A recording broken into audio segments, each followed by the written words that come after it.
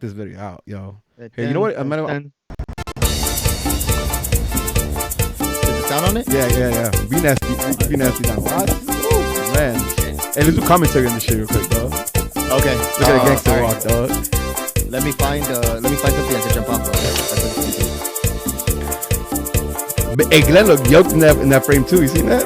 I think he was holding his breath. I asked him how many times. I asked him how many times. I wanted him to break his ankle. Hey, real shit, my man didn't get a cut. That shit looked longer than it when he. This is probably the OG. This is nice. That frame, I think Nelson gift is. Oh, that's just tough. That's just real tough. Tony did that shit. Hey, what up, Ete? I hear. Oh. Hey, Romo, this is what I'm gonna do to you. Look. You can't look, dog. We have the fucking video playing. Oh, well, just know I won.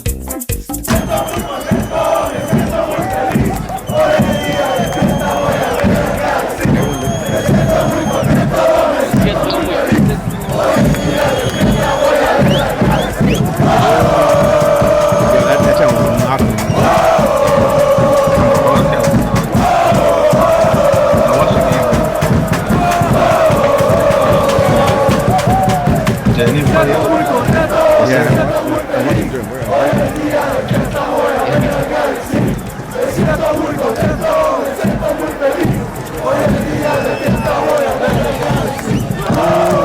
I can't hear this song without trying to jump in.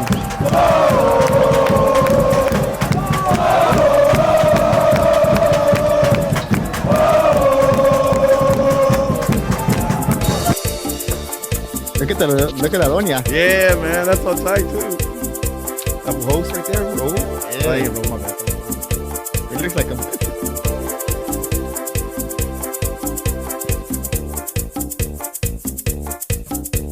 Hey, that shirt? What kind of shirt is that? That shit's dope. It's a made one, huh? He made it himself? Which one? It was like the jersey, but it was in black and white. Oh, I think that was a party like 3 years ago. No shit. Yeah. Yeah, that's probably the best part of it. Parlay, not parlay. Parlay. Look, even John's all happy. Look, Yeah, I don't think I've ever seen John Smile in a video before. Todo peinado. You can't tell through his hat, but I could tell. This video, And damn, he got called out for his sorry ass kickflip. You know, even I saw that was a weak ass kickflip. It's okay. Hey, he landed it. Hey, you a skater fool? True. Hey, if you guys make sure you guys share that, retweet that. That's a dope ass video. Hey, shout out to George A, man. That video's tight, dog. Everything's dope about it. I love that shit. That show's real tight. Hey, we got 6 minutes to kill. Play it again. No. We got 32 people in here. Let's just fucking let's go. Thank you, Robertito. I appreciate that. He said that's the King's Galaxy practice kit. That's just dope. Oh yeah, actually you're right. You're right as hell. I do. That's why Rob makes me happy. Same. Mi cosita linda. All right, y'all. Let's do this.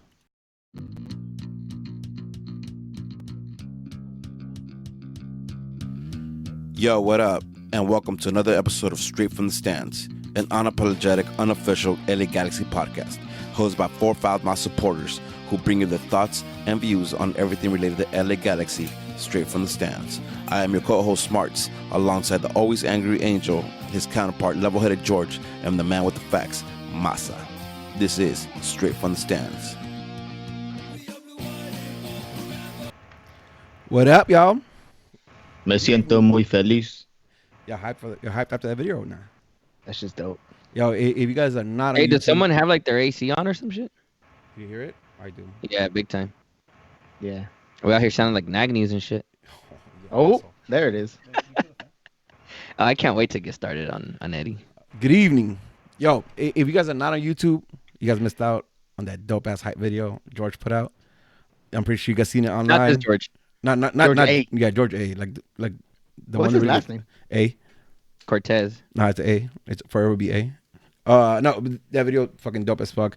If you guys see it online, make sure you guys share it, retweet it, get everybody else hyped because, whoo, fuego. That's just dope. All right, man. We got a lengthy podcast ahead of us. We're gonna do Allegedly. Mega Paul. allegedly, right? We're doing our usual, the news, the recap, but we're also gonna throw in the the preview for Minnesota, since we're not gonna get a chance to throw out a tailgate version for that. But we will be back at the end of the week with the tailgate for the game versus RSL on Sunday. So let's get started.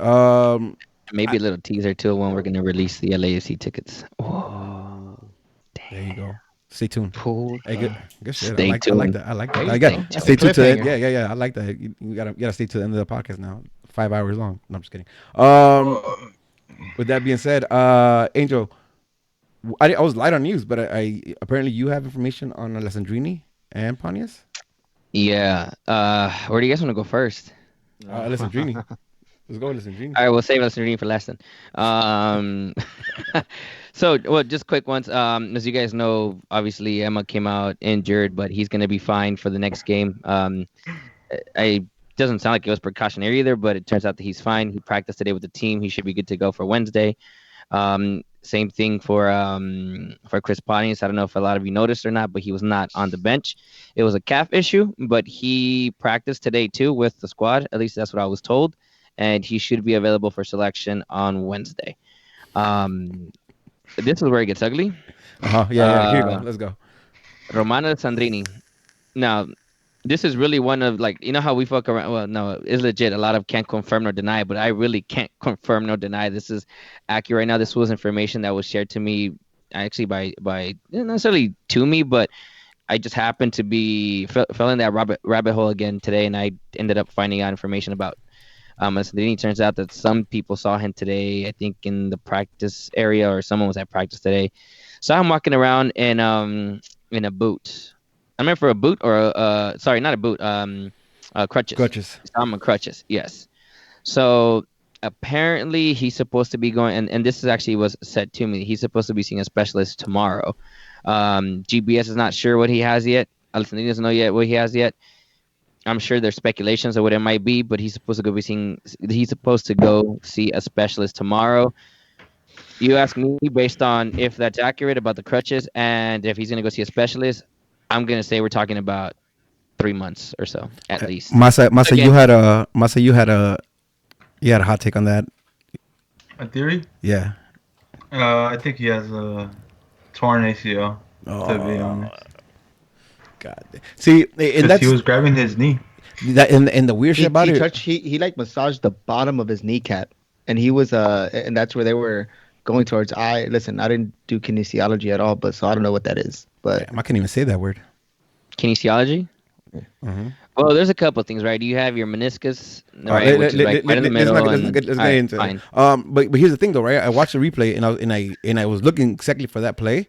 I wanted to see if it was like a, bumping knees or something, and there was nothing. It wasn't even like a misstep. I didn't really see any like twist on anything, and he just kind of. There was a corner kick before it, and he wasn't even defending. Like he kind of stepped to the ball, and then they kind of panned out, but I didn't see anything, and that show was crazy.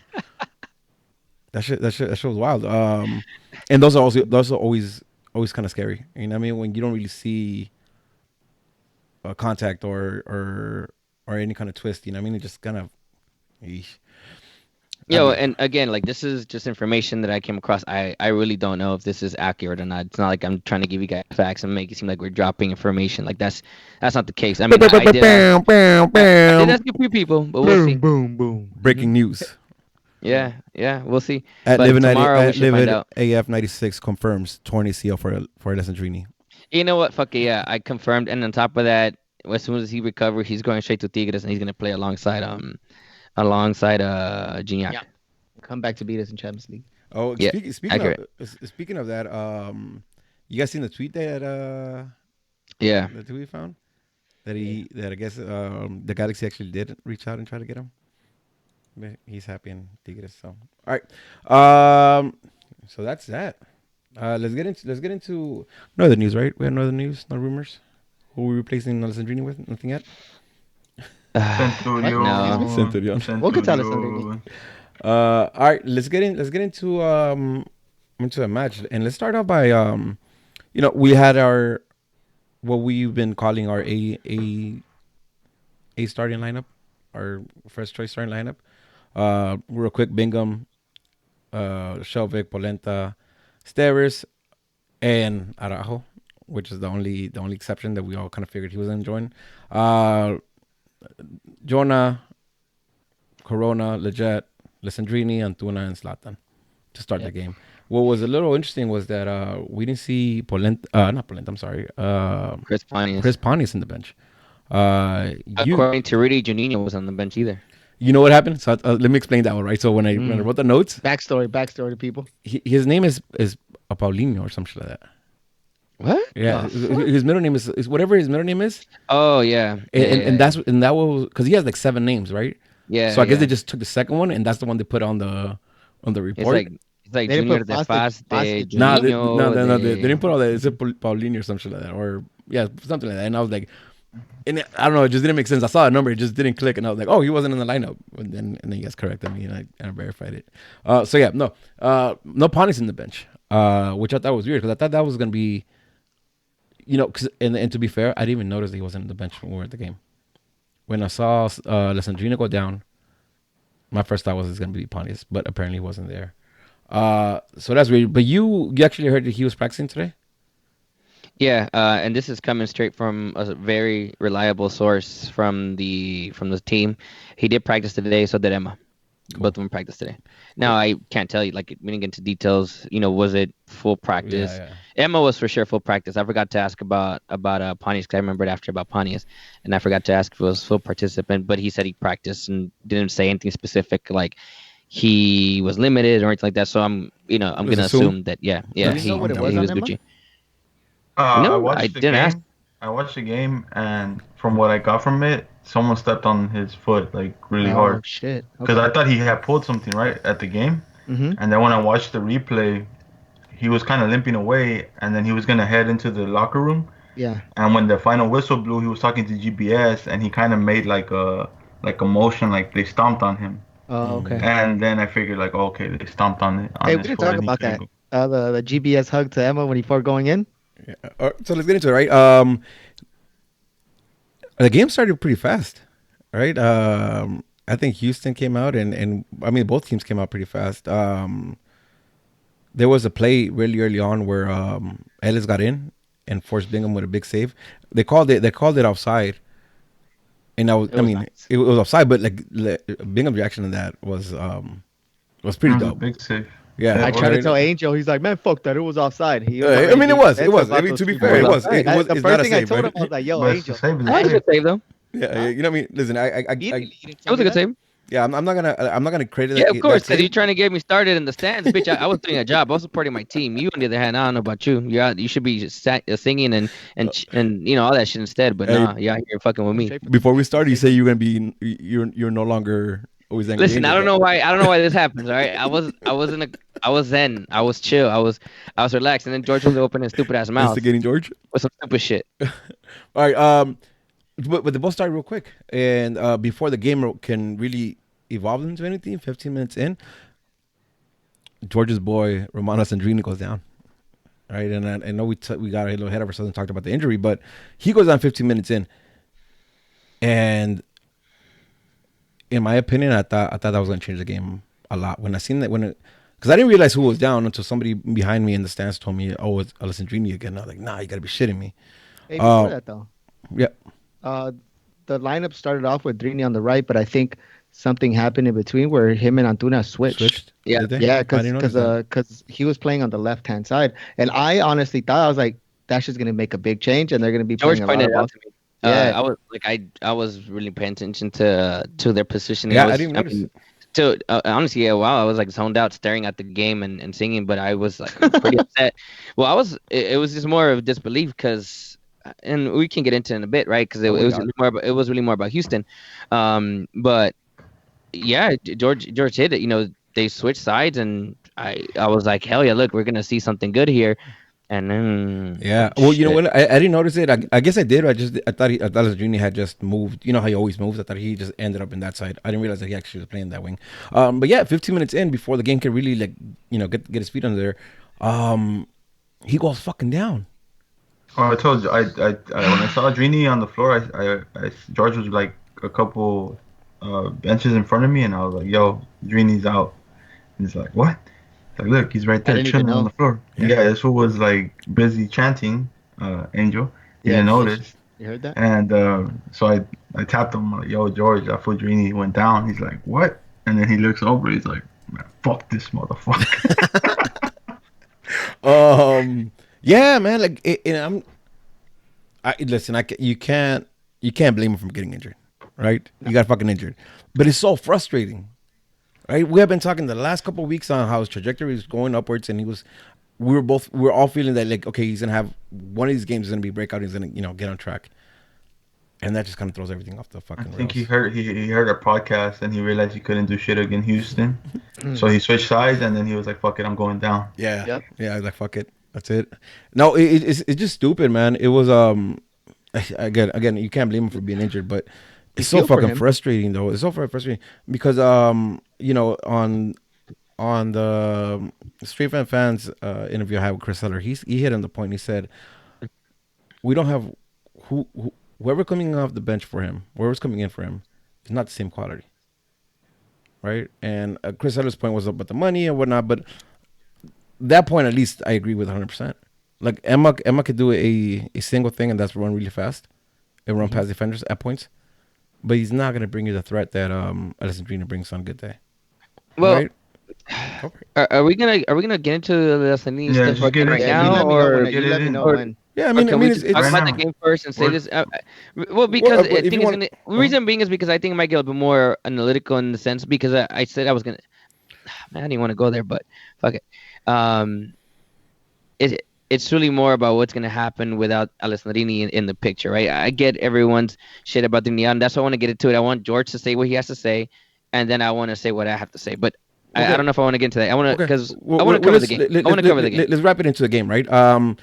When I seen him walk out and I seen excuse me, Emma come in, I felt the game was gonna change, and not in a good way for us. Because Really? because I feel like we lose a threat. I get it. They would have to always keep an eye on Antuna and always keep an eye on Emma, but it's not the same threat that I think as a for an opposing team that Alessandrini brings. Right. I feel like you have to see him. You have to be aware of Alessandrini more than you have about Emma or Antuna, and so that's why when I seen that happen, I was like, shit, like. And it wasn't for Pontius, right? Because I didn't even realize that Pontius was on the bench at that point. I was like, okay, that's gonna change the game for us. Which it did, not necessarily in a bad way, but it did. Yeah, I agree with you. I think it changed the game a little bit, not in a bad way. I think to me it was more the way I felt, at least from the stands when I see Drini walked out. I felt like the players took like 5 minutes to grasp the idea that Drini wasn't going to be there and he wasn't going to play. And to me, it was more like a distraction towards the players. And then like 5 minutes after, they kind of stepped their shit up. Start And kicking it in. then yeah, but it kind of like it was to me it was like a distraction when Drini went down. Yeah, And I told George like, "Yo, this shit's annoying. Like, this shit's distracting our players. Like, and I mean, I don't know if they were thinking like, damn, that sucks. That fool went down again, or whatever the situation was. But it's a distraction. But I mean, they flipped that switch, and they fucking got their shit together. So I'm not tripping. So give me thoughts on first half. What do you guys like about the first half? I mean, we got a penalty, right? But besides that, like, what do you think of the team in the first half? I felt like the team was dominant. I don't think first after the game on Friday, I didn't get to watch it till today. You know, everybody was talking about how it was an ugly game, blah blah blah. At least the first half, I feel like the Galaxy dominated most of the game. I think there was little lapses in the first half. I think Houston had one chance in the first half. That was a legit chance. Disregarding the offside, the one right in the beginning. Mm-hmm. Yeah. No, they had two. Oh, disregarding. Okay, gotcha. Disregarding the offside. Yeah, okay, yeah. Otherwise, like they'd have two. One, right, yeah. It just felt like Houston had one chance, and they didn't really have possession of the ball. And when they did, it was like we kind of recovered really quick, and they didn't let their wingers really attack. You know, I think in the first half we were really dominant. And we kept possession. We were patient with the ball. That shit was nice as fuck. Do you guys agree that we at least? So you guys agree that we never really in danger, or felt like we were in danger in the first half? In the first half, no, absolutely no. No. Yeah, that's how I felt. And then my man AJ, he backs us up, right? and he wanted to get a little closer to Zlatan, so he got hugs him. really close. Well, they started getting into it earlier, and before that, in the sideline, there was like a moment where Zlatan was straight punking AJ, and for a minute I was like, "Yo, chill, that's AJ." But then I'm like, "No, man, fuck AJ." but well, listen, listen, Nelson, I live in it now. Nelson the I live one in that it got now. the nice picture of AJ telling him 3? Yeah. Yeah. I So there's a think- nice I picture believe. taken by Nelson that AJ and it looks like Zlatan and AJ are having a conversation during a corner kick or something's happening, and AJ's throwing up the number 3. Whatever that means, take it for what you guys think it is, but yeah. So I was gonna say that, right? Like AJ always has the same energy. You know what I mean? Even when he played with us, he didn't care how tall you are, how big you are. Like he always said, you know what I mean? He's rah-rah. So it was fun to see, and it was really dope to see that he'll hook us up and do a stupid mistake like that and give us a penalty. You know what I mean? So for that, I was really Funny happy about how the tone changes, huh? From a season last year, Alessandrini kicked him in the chest, and well, we were giving them a penalty. people were saying that he flopped, and and now all of a sudden, thank you, you're welcome. Yeah, but listen, all jokes aside, that shit was a penalty. Like no matter what angle you see, that shit was a penalty. Like my man. Hey, let's go back a little bit. What do you guys think go of the build up to that Polenta long ball looking for Zlatan and Zlatan being aware of Antuna behind him and he kind of just ducks and then throws the defender off a little bit. Antuna runs towards the end line and he cuts back legit. Now who breaks that one? Well, that's one of the things that I did want to cover because George brought up the fact that that him and Alessandrini switched sides, right? He put in a cross with his left foot. The irony that the fact that you're playing on your right hand side and you put in a good left footed cross when you've been shit the last 3-4 games with putting crosses in, all of a sudden you're playing on your right hand side where you're supposed to be putting a cross with your right foot. Instead, you're cutting. By the way, beautiful cut, beautiful cross. Was it a good cross? Yeah. He put that ball in the back post in an area where only Zlatan could have gone to it. Now, if Zlatan I think Zlatan wasn't going to have enough. I mean, I'm not going to. I don't know. Zlatan, right? He would have figured it out. But no Emily still scored it. Let's say any other forward. I don't know if he'd have enough room to get power behind the header to put it somewhere. It would be more difficult for the goalie to get it. That's debate. That could be up for debate, and we will never know because it's Zlatan, right? He maybe would have whipped out his wiener and whack that shit in. But the fact that it was a penalty, right? Yeah. Hands down. Yeah, obvious pen. Yeah. So I definitely agree. It was put in a situation where AJ he knows he had to be close to him, right? Or maybe a little too close in that point, but he committed the penalty. I don't think there was any question that was a penalty. So, and then Zlatan does. He scores another penalty. Listen, I don't give a fuck, right? It was any other team. I'm talking shit like I motherfucker only scores goals in penalties, but it's Zlatan, so I fucks with it. He score as many goals as he wants in penalties, so I'm good with it. You know what I mean? See, the one thing about that is I can't remember who was. Someone made an argument in some podcast. Now I don't even know which one. I listen to so many. I even listen to the MLS one now. Somebody made the argument that the difference between Zlatan's PKs and other people's PKs is that he earns his PKs.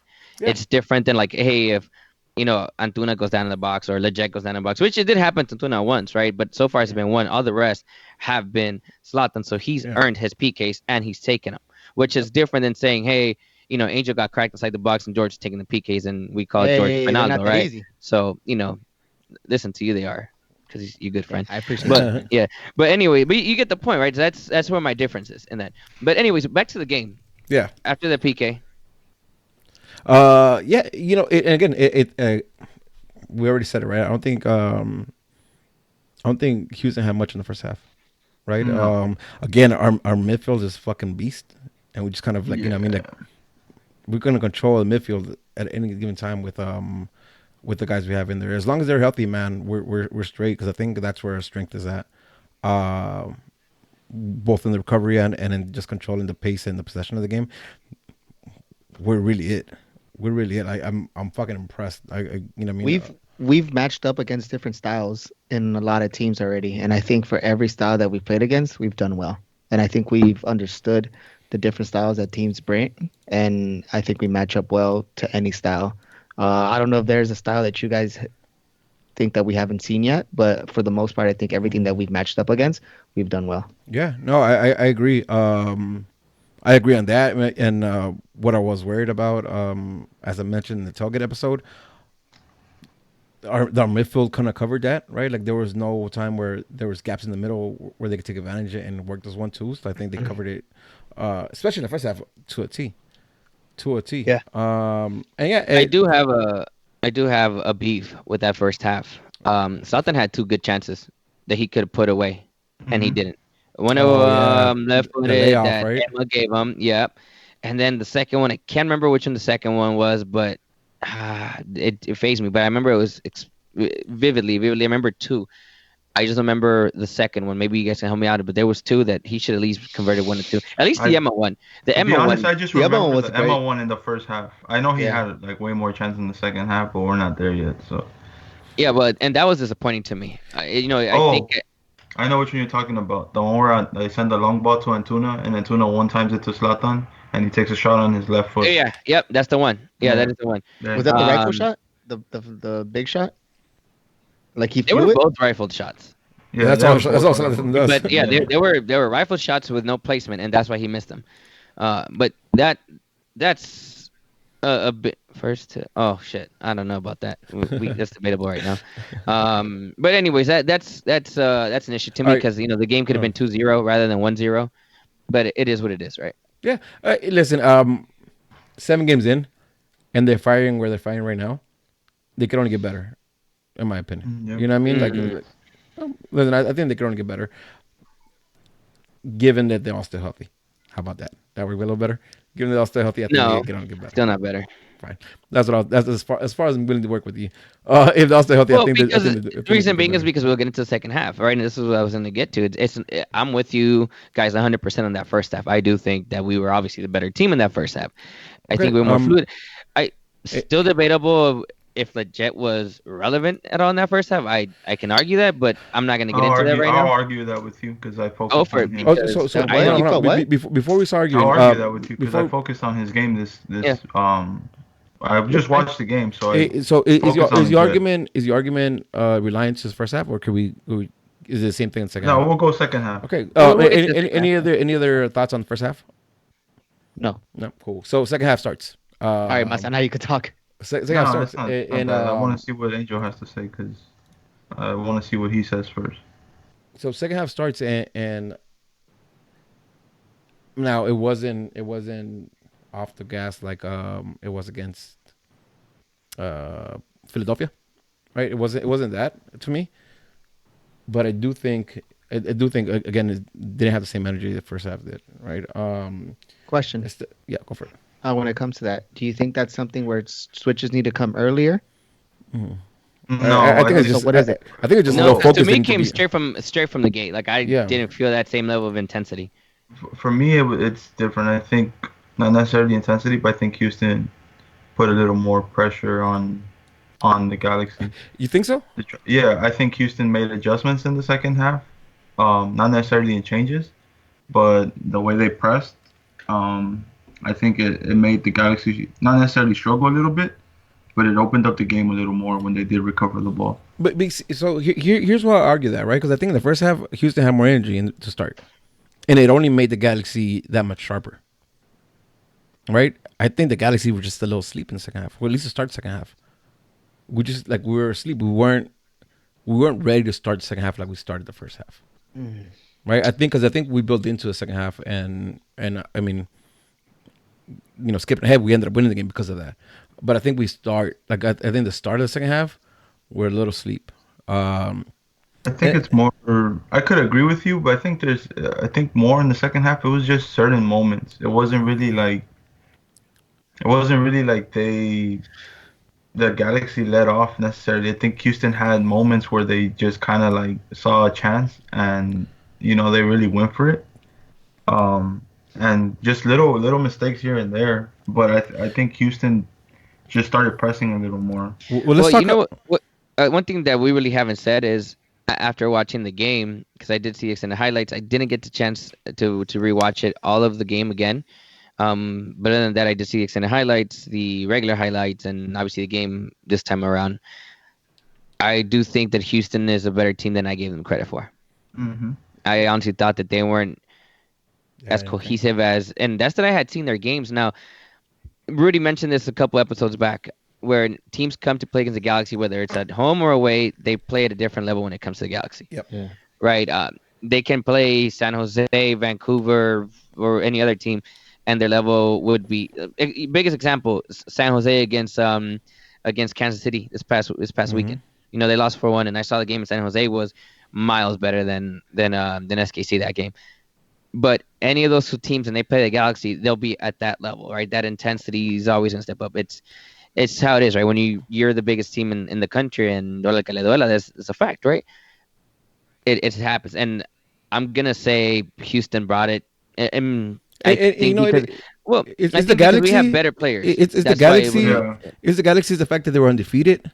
It's the fact that they were on that streak, right? And they wanted to prove they had a lot to win, right? Yeah, well, so was Houston. Houston was undefeated too. Well, that's what I'm saying. I'm talking about Houston. Like Houston had a lot to win. Houston had a lot to win. They undefeated streak, unbeaten streak, undefeated. They had a lot to win. Right, and they against had beaten a legit team, and against a big team like the Galaxy, right? So they had a lot to win. So yeah, for sure. I think they're like you said, they're a cohesive team, but they went up another level this game because they had to, right? It's the Galaxy.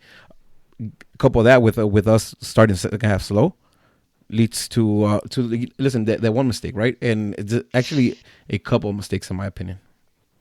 Okay. Right? First mistake is Shovik. I think Shovik does have a mistake because I don't like the position he was in.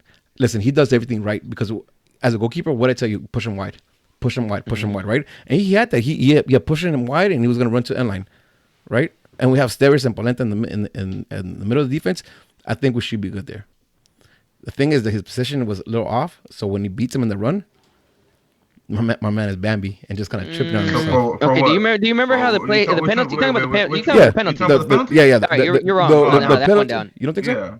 No. No, that's not what happened. It was a foul, and it was a quick restart. Polenta was supposed to stand in front of the ball, but he didn't. He was facing the other way. So then whoever the attacker or whoever played the through ball for Houston plays that through ball to Elise, right? It was Elise, and Shelvick just tries to react to that because he was expecting Polenta to stand in front of the ball, which Polenta didn't, and that's Shelvick reacting. On Shelvick's part, that was a very intelligent foul outside the box. That was bullshit. I don't think it was a foul. I don't think it was intentional foul. I don't think it was intentional foul.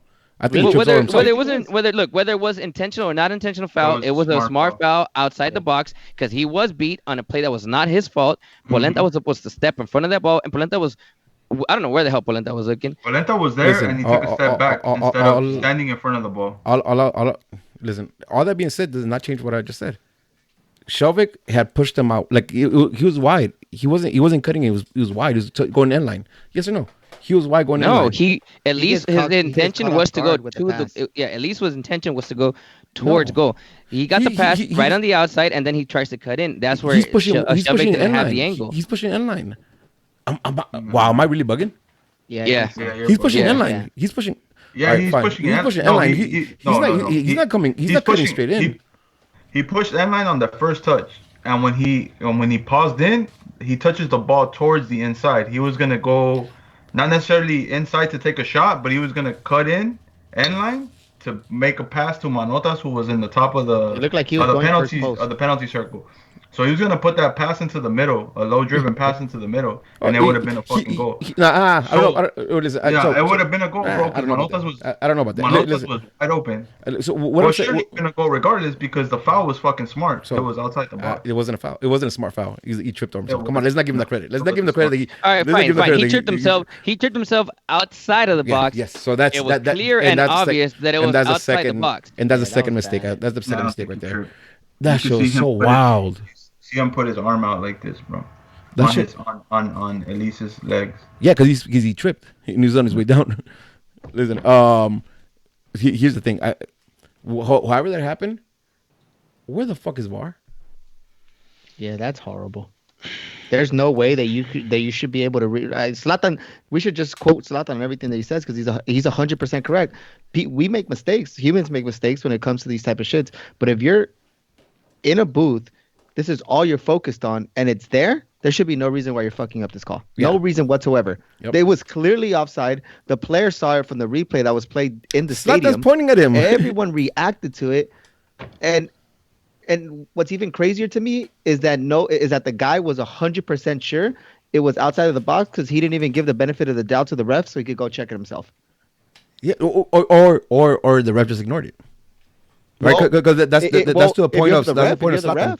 That's the point of Zlatan. Huh? That's the point of Zlatan. Zlatan said he doesn't know if it was like the dumbness or the stupidness of the guys reviewing it, or he don't know if it was the guys stupid enough that they didn't catch that, or the ref has the ego thing where he didn't want to go back and look at that call, which I think could be the call because like that's obvious. It's outside the box. I mean, it's not even close. It's not even close. Like oh my.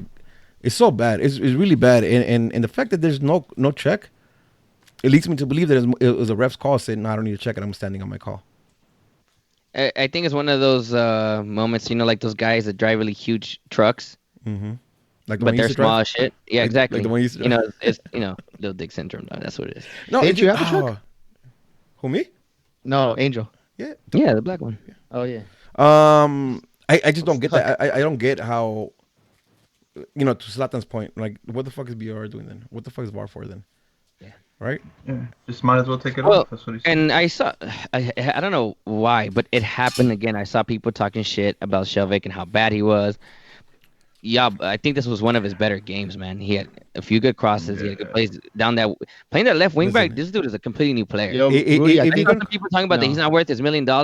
Look, he's not worth his $1 million because the money that doesn't exist for our league is not there, in terms of salary caps and all that shit. But you take him to another league where they don't have those fucking bullshit. He's easily one of those $1 million play defenders. And I put this question, and we had a conversation earlier this week on the weekend, in the chat, right? And I said, tell me who's willing to come to MLS, who's better than Shelvik for under $1 million. It's a good age, debate. like you know what I mean? Like it's a hard question. So here you go, right? And I'm gonna say it like this: Shelvik had maybe 2-3 mistakes, right? Zlatan had 2-3 mistakes. Is Zlatan shit? No. Okay, so why is Shelvik shit? I agree. No. I'm not proposing that question to you guys because I think we're all in agreement that he's a good player. But I'm just saying that logic doesn't make sense to me, right? Yeah. All the players have mistakes. All the players have mistakes, right? Look, I call out somebody. But the ruler needs to be the same for everybody if you're gonna do that, right? Like, because Shelvik is a boss game. My he does his job. He does what he needs to do. He makes mistakes just like everyone else on the field makes mistakes. I get they're a little bit more critical, but they're because he's a defender. But he still does his job. I didn't know about Shelvik prior to him coming to the MLS. I caught up on a little bit about him. But he's playing the game. He's playing the soccer that GBS wants. Yeah, I think he's doing exactly what he needs to do. He's doing well at it too. Yeah, right. He's doing well at it. Yeah, no. Listen, the Galaxy don't have a problem with money. Yeah, I think the only legitimate fuck up that he's had so far would say, "Yo, this was his fucking fault."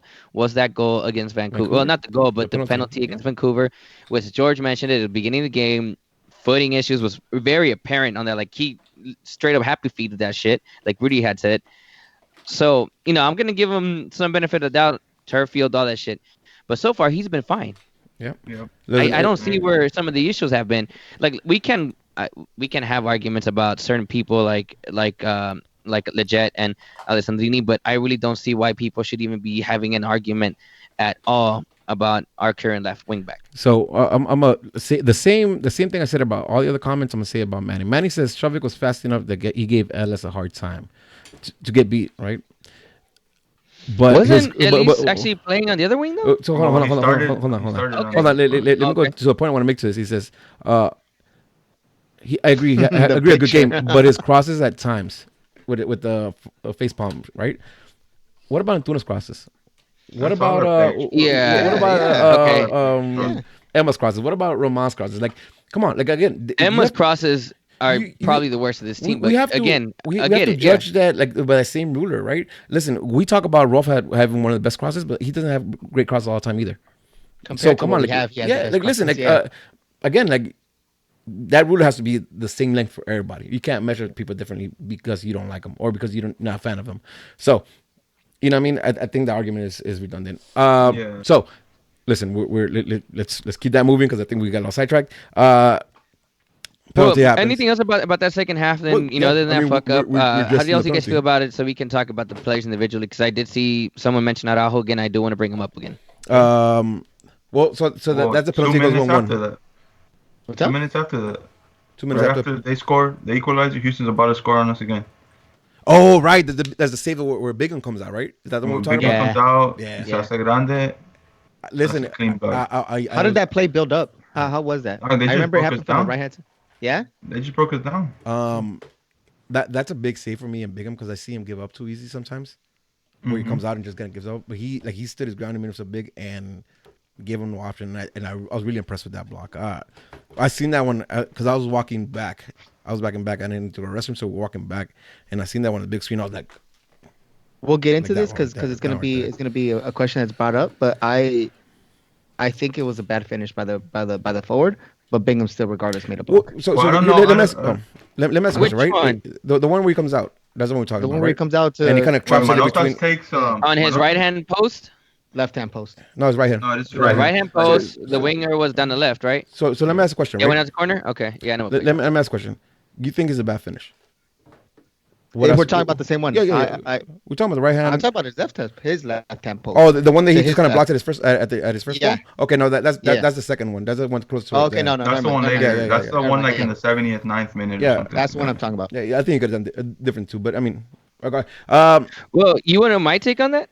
On which Even one? then, I think it was covered. Regardless, like, Even it's defense? even if it gets past and credit. Look, and I'm not There it not goes like right now. credit David Bingham 100%, but I'm also going to credit that defense for realizing, okay, you know what? There's no point in me chasing. At least or wherever I'm at, let me cover something. They had Who was some. that, Stairs? I think I can't remember who it was. Somebody had Stairs. the first one covered, and somebody had like the middle in case the ball went you remember, past that side. Like it was covered. You remember me giving them big ups last week for the same thing, like that awareness of like knowing what the hell might happen and covering in different places. I love that. Like that proactiveness of the defense when shit like that is happening. They're not just standing around looking at the ball. They're kind of what could happen. Let me cover that, and I love that shit. And so that right, and it's an open game at this point. It's at 1-1. It's pretty open. Again, I still feel like we're lacking a little intention, a little. We need to spark that up a little more, like we can, because we've seen them kind of. Can we get into with really that? I agree, but I think there's one person that needs to step it up, and I think that's the role of that person in these times. And which is legit. Yep. Bing, bing, bing, bing, bing. I was gonna call that. So I was gonna say that, like, because again, I think possession. We keep possession. We stay compact. We stay in shape. But there's nothing really moving us in a creative space. Yeah. Other than the times So where. did you guys see what I've been saying for a while? Well, and repeat what you've been saying for a while. That Legit he's not being effective at on that camera. Yeah, I agree. I think I tweeted out after the game that he was shit. That I didn't see him, and it's a little bit crazy to me. It's shocking how people bring up Shelvik, but fail to see Legit. And I think Legit is a bigger name in the U.S. soccer, which we should at least want a little more for. And I think so. He needs to show that. I have a question. Because in that role, there could be a possibility where we spend better money to get a better player. So I have a question I want to propose, and I'm proposing now, but we'll speak on it when we get to the Straight from the Fan segment. With Legit, I mean, with Alessandrini potentially being out for a lengthy time, do we now move him? Save it, because somebody asked that question. Okay, cool. Yeah. Except that it has a different player involved in that question. So Fine. save that. Yeah, okay. Listen, it's an ugly game. We have Joe Corona comes out. Joe Corona just comes out because legs, I assume. Right. I think it was just a tactical change. Okay, and then Carrasco comes in. Like for like-ish, right? Because it's not the quality. I don't think it's 100% there. Brief. I know it's brief, but I guess because of players you have playing around you, you have to play at certain levels. But now with the depth that you have, because you have Juninho now, Kevin Kitchens probably a couple of weeks back, I imagine, from being back. You're legitimately could be seeing G's 2 here. Yeah. Right at some point. So if you're fucking up big time, you're out. And with this team, I don't see it. So I saw his level now. straight up. He only played like 6 minutes, 7 minutes, whatever it was. But even then, I don't feel like the team fell down at any point from where they already were. I still have my opinions about that second half. I don't think it was as good as the first, but also at the same time, I think Massa mentioned it earlier, Houston making adjustments and us acknowledging that Houston's actually a better team than we give them credit for. But I thought Carrasco actually looked like what we thought he was going to be in those few minutes. Yeah, no. So the team didn't take a deep. Yeah, a dip. It didn't take a dip, right? It didn't take a dip at all. Given it was short time, but it didn't take a dip. And shortly after that, I think Seller brought that up too. Like he's the one that gave a pass to Antuna, which led to the corner, which led to Polenta's first goal. All right, and sidebar, if you celebrate a goal like the way he celebrated the goal with that, with that raw, I'm gonna love you forever. That shit was nice. Like, Polenta is my fucking spirit animal, dog. Real shit. I swear to you. Yo, man. He talked about it in his post interview, like, yo, like I was almost done with soccer, and here I am scoring a goal for one of the best teams in the country. Like that shit was pretty dope. Yeah. No. Are we talking about the second goal? Yeah. Let's go into it. Yeah. Yo, what? Hold up. That's what a fucking cross looks like when you do a corner kick. That's what I was gonna say. It's not fucking difficult. Who crossed that? It doesn't. Well, Jonathan took it. So why doesn't he just take him? That's what I was gonna say. That's what I said. Because if you get fucking Drini mad if you take the, because what else? You're speculating. You're speculating now. You're speculating. Well, Stop. I have the reason to. You don't. You're crazy about that. Really, you're crazy. We said crazy. You can't keep him on top of the box, and he could take a shot off. Yeah, you're crazy. You're speculating here. But listen, whatever. And honestly, I think those calls are made in the practice, right? But to back you up, Alessandrini hadn't put in a cross like that. Ever. What? I don't know about ever. This season for sure. I did call 4 games. That shit last game. I was like, yo, Drini had a good game, but them fucking crosses were trash. And every cross he took this season has not been a cross like the one Jonah gave to Polenta. And I think he looked for him too, because they're like BFFs. They're like really tight right now. Yeah, he's scared of him and everything. Yeah. Scared the shit. Yo, that shit was and who's guarding Polenta? AJ De La Garza. Like that shit is dumb, right? Because you would think they would put someone taller on Polenta. Someone stronger. Well, AJ should have been. No, he should have been on one of the posts. He should have been in the first or the second post. Yeah, exactly. That's where he should have been. Like Angel. That's Angel's job. You have 100%. You have Daniel Stairs, tall ass. Latan's tall ass. Polenta, not that. Yeah, there's still a lot of people that you need to guard before. I think Polenta would be third. Okay, but even then, you're probably still leaving 2 or 3 players. 2 at least playing defense, and 1 somewhere in that midfield from the Galaxy that are they're still going to be, somewhat defensive, right? They're not going to be in the box trying to score the goal. So you still have actually 10 players. 87th minute, you probably do have like 9 players in the box. Yeah. Right. But to be fair though, but to be fair, Houston got some top players. Well, yeah. You know what I mean? Houston got some top players. Like, you know what I mean? Like, Polenta, you could put Manotas on Polenta. You could put anybody on Polenta. They got some top players. So that was just oversight, right? Like they didn't realize that was a bad matchup. They fucked up. Jonah found them, and Polenta did his thing. Man, I swear to God, I saw that in slow motion. You seen the highlighted replay? Yeah. Where they kind of slow down. That's how I saw it in real life. You Well, know what I mean? Jose Gonzalez in the chat, Zlatan did not celebrate with the team. Well, I mean, Zlatan's notorious for not celebrating with the team. But I think that's not accurate. I don't think that's accurate. I think he says he says them to AJ before he went to celebrate with the team. I think that's what happened. Could be. I heard them talking about it on Extra Time, and apparently that's what happened. Like he says something to AJ. I'm gonna go rewatch that shit. And then but yeah, man, like that goal. Listen, if that's the Galaxy's attitude this season, I fucks with it heavy, right? Well, because it could get ugly. I'm sorry, I didn't mean to cut off, but it could get ugly. But they figure a way to get a result. Well, that's exactly it. You got it right there. Like I'm not even gonna front like our team is fluid, like our team is finished product yet. I still think I'm gonna go off on a limb here and say that we do make it to the Western Conference Finals, and we're probably gonna lose to Seattle. There, that's just because I think that they might. But we'll see. We still have a summer to come. Saying based on where we go right now, yeah, progression. But the reason I bring that up is what I'm looking for.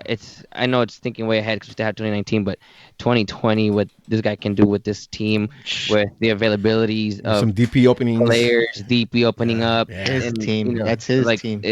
Yeah. and it's already starting to build that. Defensively, I think we're fine now. Yeah.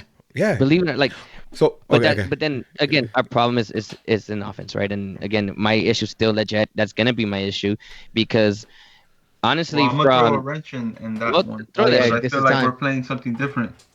I feel like, all right, after seeing Leggett play, how many games has he played already for us in the cam role? Let's say 7 or 6, whatever. Okay, if you don't think he's performing at cam, then why is he still playing?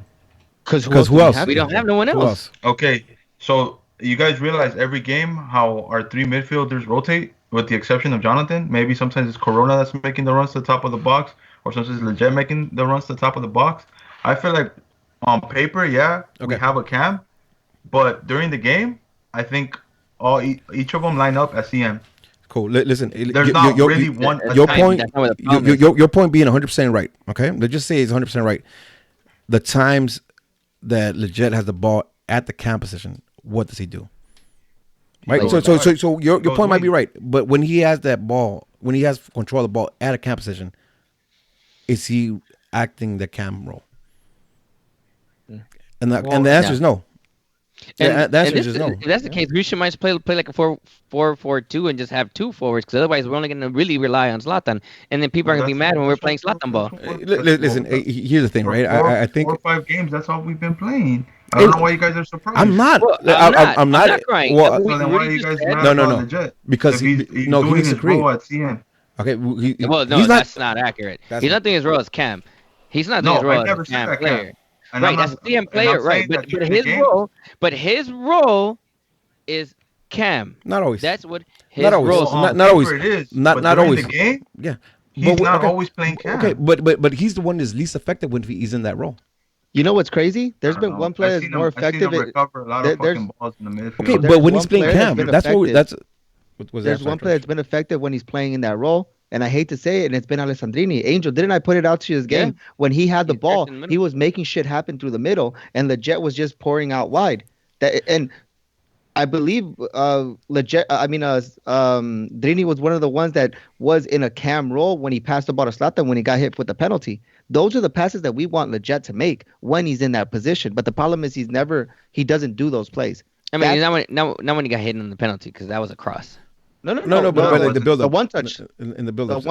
The one touch that Drini did to it wasn't this game, a couple games back. Oh, okay, gotcha. Yeah. So, dog, Drini has been playing a better cam role, and that's that I hate Drini than Leggett. All right, listen, we can have a conversation. We continue the conversation, but let's wrap up this game. And in the 91st minute, or at least that's what is recorded, Emma comes out for the debut of Giancarlo Gonzalez. Masa, I know you're saying like you saw something in that 2 minutes that he played. Yeah. So Houston was attacking at the end on the left hand side. And it was a 1v1 Elise versus Pipa, and Pipa just took a step back, waited for him, and when Elise like tried to outrun him, dog, this fool has like the most beautiful timing. Like he just waited for him. He took a touch to it wasn't even a heavy touch, dog. It was just a touch, and when he made that touch, Pipa was already sliding, dog. All ball, boom. Yep, and then he looks at the ref and goes, "Balong." That shit was nice, bro. You know what's also impressive about that is the 91st minute. He's come in maybe a minute into that, and he's already inside the game where he can make that tackle. Right? Like I don't know if you guys caught it. If you guys caught it too, as soon as he comes in, there's like a throw-in on his end, right? So Araujo throws it into him, and he sends a long ball to Zlatan. It doesn't necessarily connect with Zlatan, but that long ball looks like this fool could hit you on a long ball from the back. Yeah, like for sure. I didn't catch that. Like it looks like he'll find he hit players. Yeah, he'll hit you from the back. Well, can I ask you guys a question then? Because we didn't forget to mention Araujo. What are you guys thoughts on Araujo? Yeah, let's talk about Araujo. Yeah, because I want to bring up the okay. Really summary. I thought Araujo was great. I thought he was really good for his first debut as a starter, right? Mm-hmm. If I'm not mistaken. Yeah. I thought he was on point. He was smart. Didn't risk too much. I think a couple mistakes, like like a header back into the top of the box on the defensive half. Nothing We came could of blame it. that. You But could blame that on his height though, because I Yeah. mean, he fair. did get I there. look. It doesn't even matter. It Listen, doesn't even matter, right? listen. I'm not giving him shit about anything. Like plus first game, I imagine he may have had some nerves. Who knows? But He's 17, he right? was, bro. That's what I He's say. It 17. didn't seem like it. Yeah, no, It at didn't seem like all, he was at all. 17. Yeah, He didn't seem like he had nerves. It didn't look like he was debut. It looked like he fit right into this right in. team. He was playing Yeah. that right wing back style when he had to. He has good touch. He has good vision. He made a really good run into the box that he laid off to Antuna. Then Antuna did what he had to. He first timed it, and this was in the first half. Yep. First timed it. He tried going right, bottom right, but the defender from Houston got there and blocked it. That whole play, he was the key player in the entire play. Yep. It happened multiple times against Albert Ellis. He stood up against him a couple times. Massa, you were the one that posted that thread on Twitter that highlighted how good of a game he had, Yeah. and it was very underrated. Where no one really talked about it enough until I saw that tweet, and it's like, yo, this is accurate. Like the whole thing is accurate, like shit. Yeah. And He's what so I liked smart, about man. that too is that it acknowledged also some of his minor mistakes, but again, it's some of those mistakes like the header. Yeah, height for sure. Definitely. I know all about that. So I get it. Look, you want to do things, but you don't have the extra inches to do it. Yeah. But other than that, I thought he was fine, man. I thought he was good. Well, you know what? Yeah, it was- Go for it, Rudy. So I like everything you said. What I'm more impressed overall is his smart. Like he recognizes the space where it's at and attacks that space. He recognizes the space his opponent has and kind of position himself where he can make anything bring at him. He's gonna be with no space to cover it and to challenge it. He's thinking all the time. From what I saw in this first game, and that is impressive for a 17-year-old kid to be able to stand in the field with Jonah, Zlatan, legit, all these players who have years experience, and he can stand there and not be the odd man out.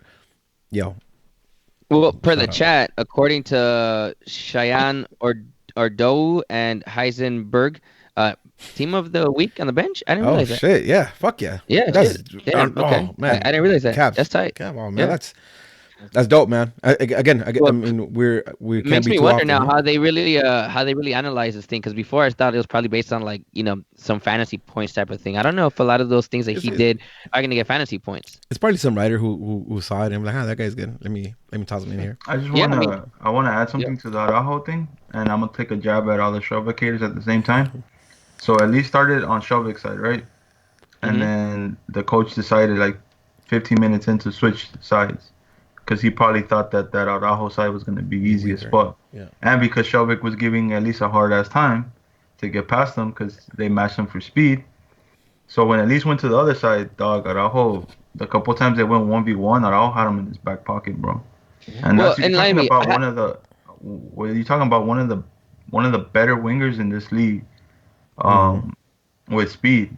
And Araujo, the times that at least went 1v1, he could not get past him, dude, in speed or anything. He waited for him. When he tried to take him on speed, he matched him in speed. So that shit I mean, overall, probably had like minor mistakes, but I think he had like close to perfect performance. Yeah, What's up, he had a Brigham solid. Base? He had a really What's up, Brigham solid, Base? Yeah. really solid game. Period. Yeah.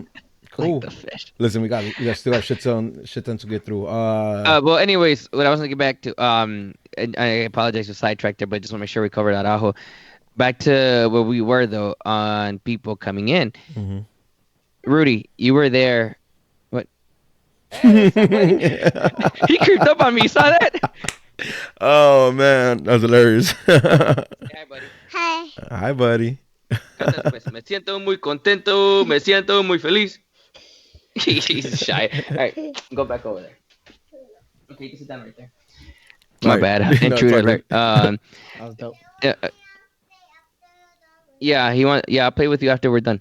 But anyways, yeah, people, that's where we were going. Yeah. Rudy, you were there when Steris made that stupid ass mistake where he tried to pass it to his right hand side. I imagine to Boateng who was on that wing, but instead passes it to the attacker from Houston. What did I tell you? What did I tell you then? Do you remember? Nah. No, sorry. So before anyone thinks that here we go, Angels back on that Yeah, Steres out bullshit. No, absolutely not. That was his only mistake that game. However, if your intention by bringing in Giancarlo Gonzalez or Gonzalez, yeah, Giancarlo Gonzalez, right, Yeah. is to find a way to bring him into the team or start him, just from something that small, I can see a coach saying, you know what?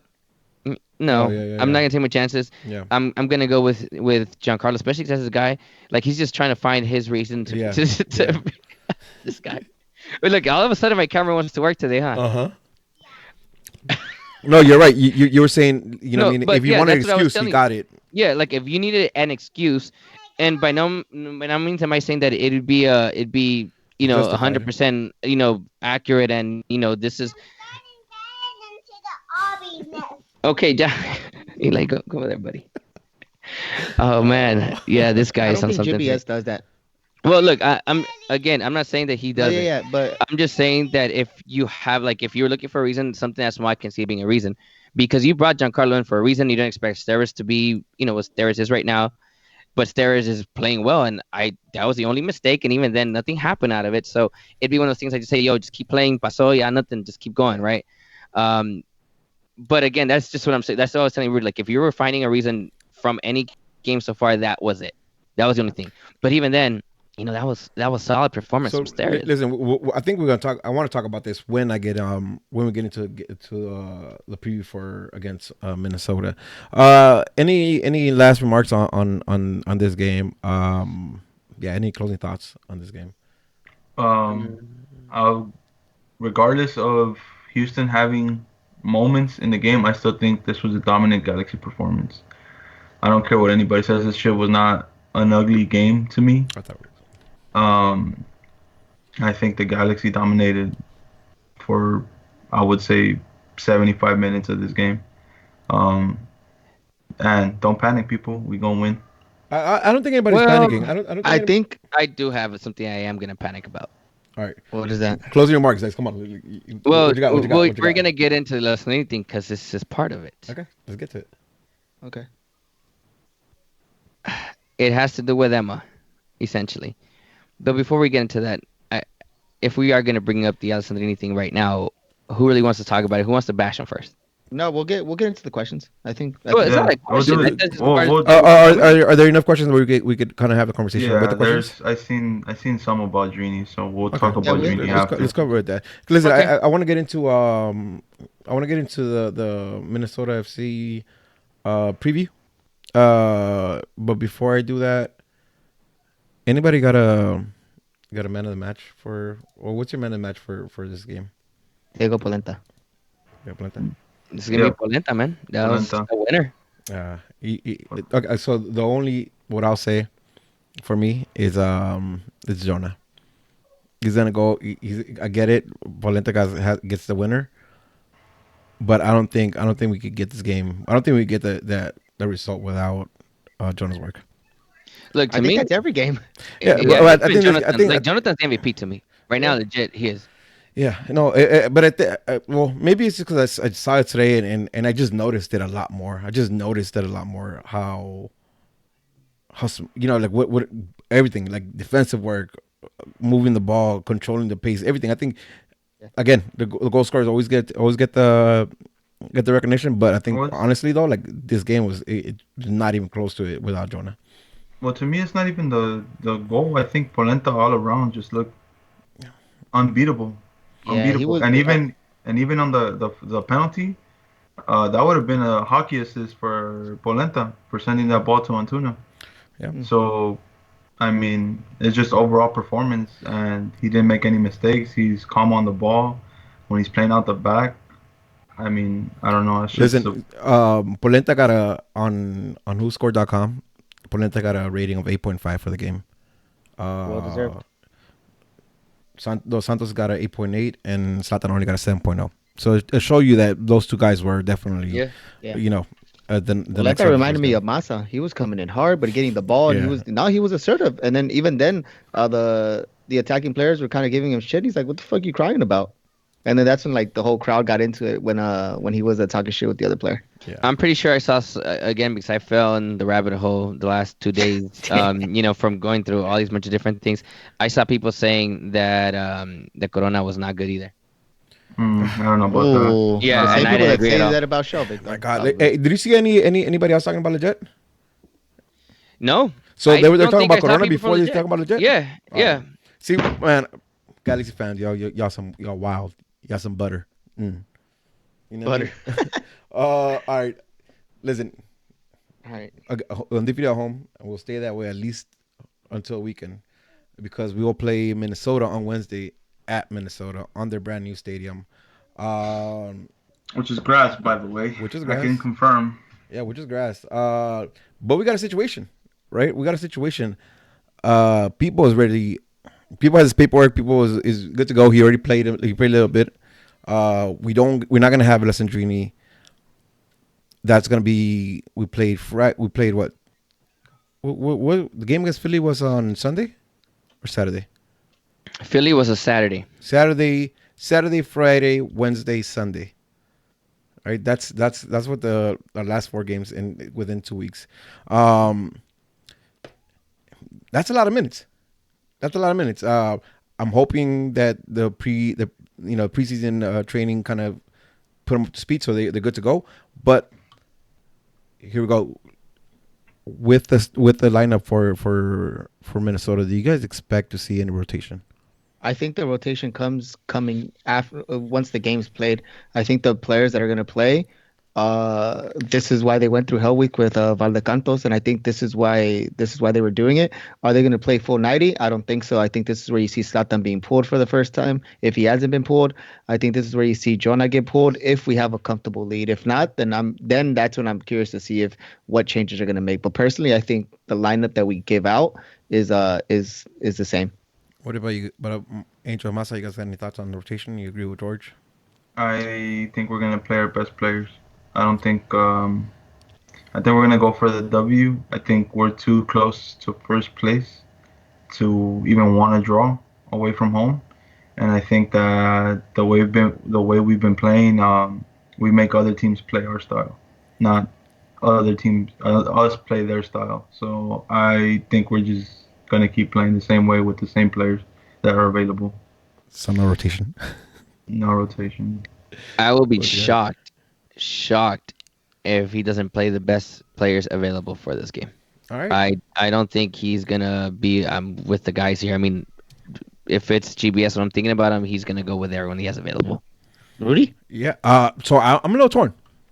Right? And I'm a little torn in is one position, and that's center back. Right. I'm a little torn because we're talking about play your best players. Who does GBS think his best his best center backs are? Well, look, if he's gonna play the best players that he thinks he has, if you're a coach, he's gonna go with Giancarlo. Yeah. Yeah, I sent you my lineup, bro. Yeah, well, we're not there yet. I was talking about rotation. I wanted to see if you guys had, because I think if Giancarlo comes in, I think it's a good excuse to say his rotation, right? Because I don't want to shit on Stairs. You know what I mean? That's what I'm thinking. Like I think he'll say like it's rotation. Got to get some. There's a lot of minutes if on you're Stairs, you're smart enough to see, look around, and why am I the only one being rotated? Well, and then I mean also like not having Alessandrini in there, well, forcefully not having Alessandrini in there, kind of hand ties you everywhere else, right? But let's get into it. So both Massa and George sent me starting 11s. I didn't look at them because I wanted to see him with you guys. Here's Massa's. Massa has backline being Bingham at goal, Araujo at right back, Pipo Gonzalez on the right center back, Polenta left center back, Jorgen on left back, Carrasco playing the lone CDM, with Corona and Jonah playing a CM role, or just above Carrasco. Antuna out left, Seba out wide, and Zlatan on top. Hold on. Before you say anything, let me and then George sent me this one again. I haven't seen him, so I'll walk it through you right now. George has Bingham, Rolf. Do we know about Rolf? He's not gonna play against Minnesota. I'm Okay. going based on what the video that Masa actually pointed out to me. In the video that you guys that Jonah gets scared, you can hear the conversation that they're having, and he's talking and Jonah's basically telling him it's only. He asked him, "Are you out for a month?" He said, "Un mes." He's like, "No," and then Jonah's like, "Oh, well, it's only one game. You're fine." Well, Okay. that's I can already Oh, debunk that because he's not gonna play on He isn't. Wednesday. No, it was Mm-mm. it came out somewhere on some Twitter Today. account today. Yeah, it came out today. Oh, then Yeah, put the Araujo there. GB, It's yeah, a the typo. GBS said that he is. I mean, he's I believe practicing already with the team or whatever it might be, but realistically, he most likely will be available for selection against RSL on Sunday. But even then, it's not a guarantee that okay. he's even going to Let's, be in the let's not even 18. go that far. Let's not even go that far. Yeah. Right now, so let's say All right, scrap Araujo. Rolf. Araujo, there's Araujo, Steres, Polenta, Shovik. Doesn't change anything in the midfield. Los Santos, Corona, Leggett, Antuna, and Pani is in for Alessandrini with obviously Zlatan on top. So that's two things. Two different formations. Yeah, two different Oh, formations. not really. I mean, So you just so, drop- so you're saying like that three now that my three straight rotates. formation's not. Yeah, that The shit's three just rotate, so it doesn't okay. fucking matter. So let's say same formation. Difference being that Massa has Carrasco, Corona, and the Santos with Leggett out wide, whereas George does not change his midfield and just puts Pontius out wide.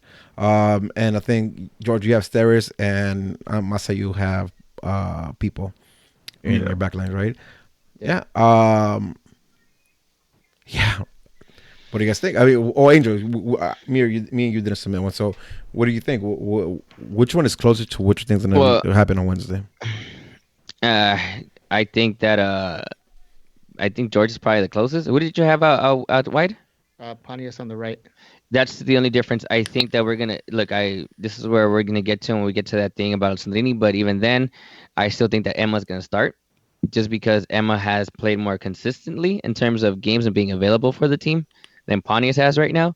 Mm-hmm. However, I don't expect him to go 90. maybe past the 45 I think minutes. it's the I opposite. see Pontius coming in. No, because Pontius is fine. He's healthy already. But I think Oh, he is? GBS's tactic Yeah, he's would gonna be be no. healthier. I Oh. think GBS's tactic is put in Emma when everyone's tired.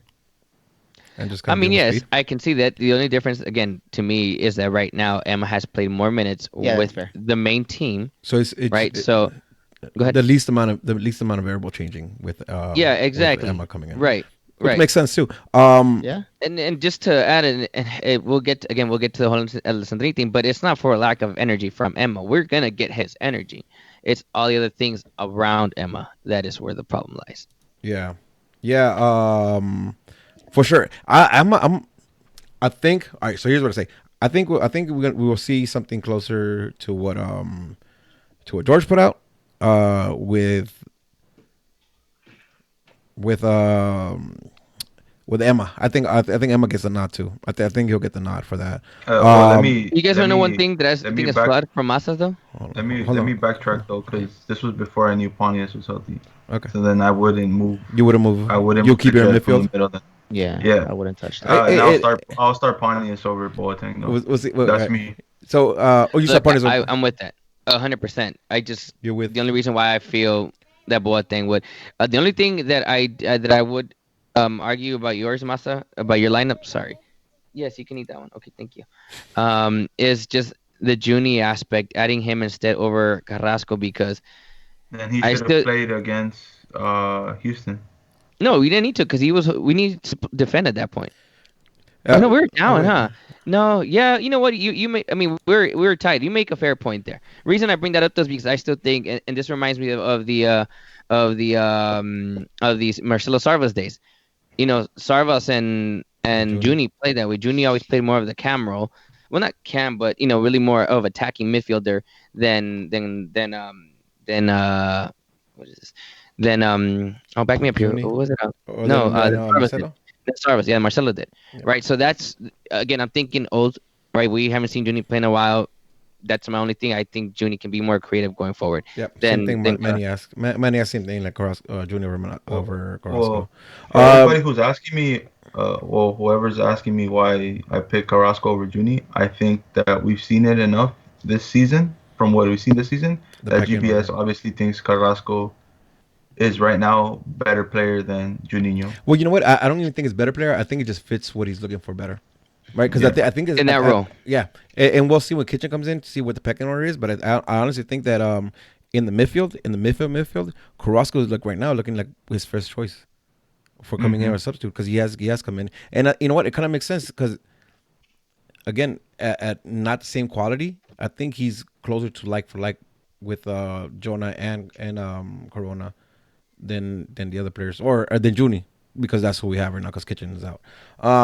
Or my boy Cuello, and with Efrain being out too. So like what I mean, like there's some holes to fill there. Okay, so let's call it that. Let's call we have variables with a right or a right midfield or right wing and our center back between Steris and Pipo and Emma and Panias. Thank you.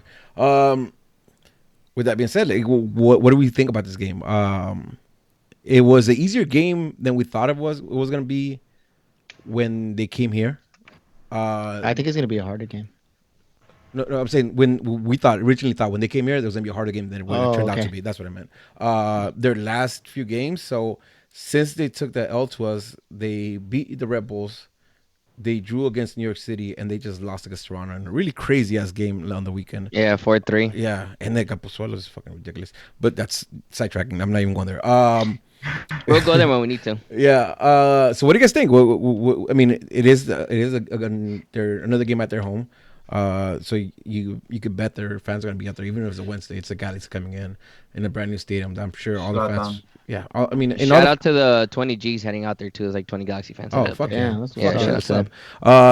Either way, like Slatan or not, it's a brand new stadium. I know people just want to go, right? Like, I'm sure they just kind of. It's a nice looking stadium. It is. It is. Go.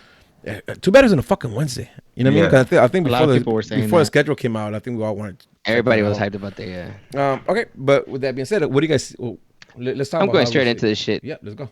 I think that we're not gonna get dominated. If anything, it might be a little bit more open, but even then, I still think we win 3-1. 3-1. Who scores for you? No, hold on. We'll come back to your predictions because we do that. Yes, you'll come back to your fucking predictions. Game though, what do you think the game's gonna look like? A little more than what you said, or anybody else want to come in and talk to me about this game? Yeah, no, for real.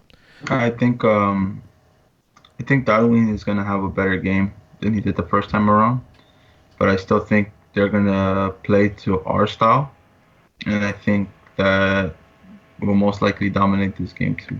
You know what? I saw the extended highlights for the Toronto versus Minnesota game, and all the opportunities that Minnesota got were on where they ended up getting a lot of space to work with, right? To use their speed and to kind of get in behind. I don't see that happening with the Galaxy. Mm-mm. You know what I mean? Our midfield is so fucking dope that our midfield and our backline are so in tune right now that I don't see them finding those open spaces. And if we could take that away from them, I think we still have a comfortable game to win.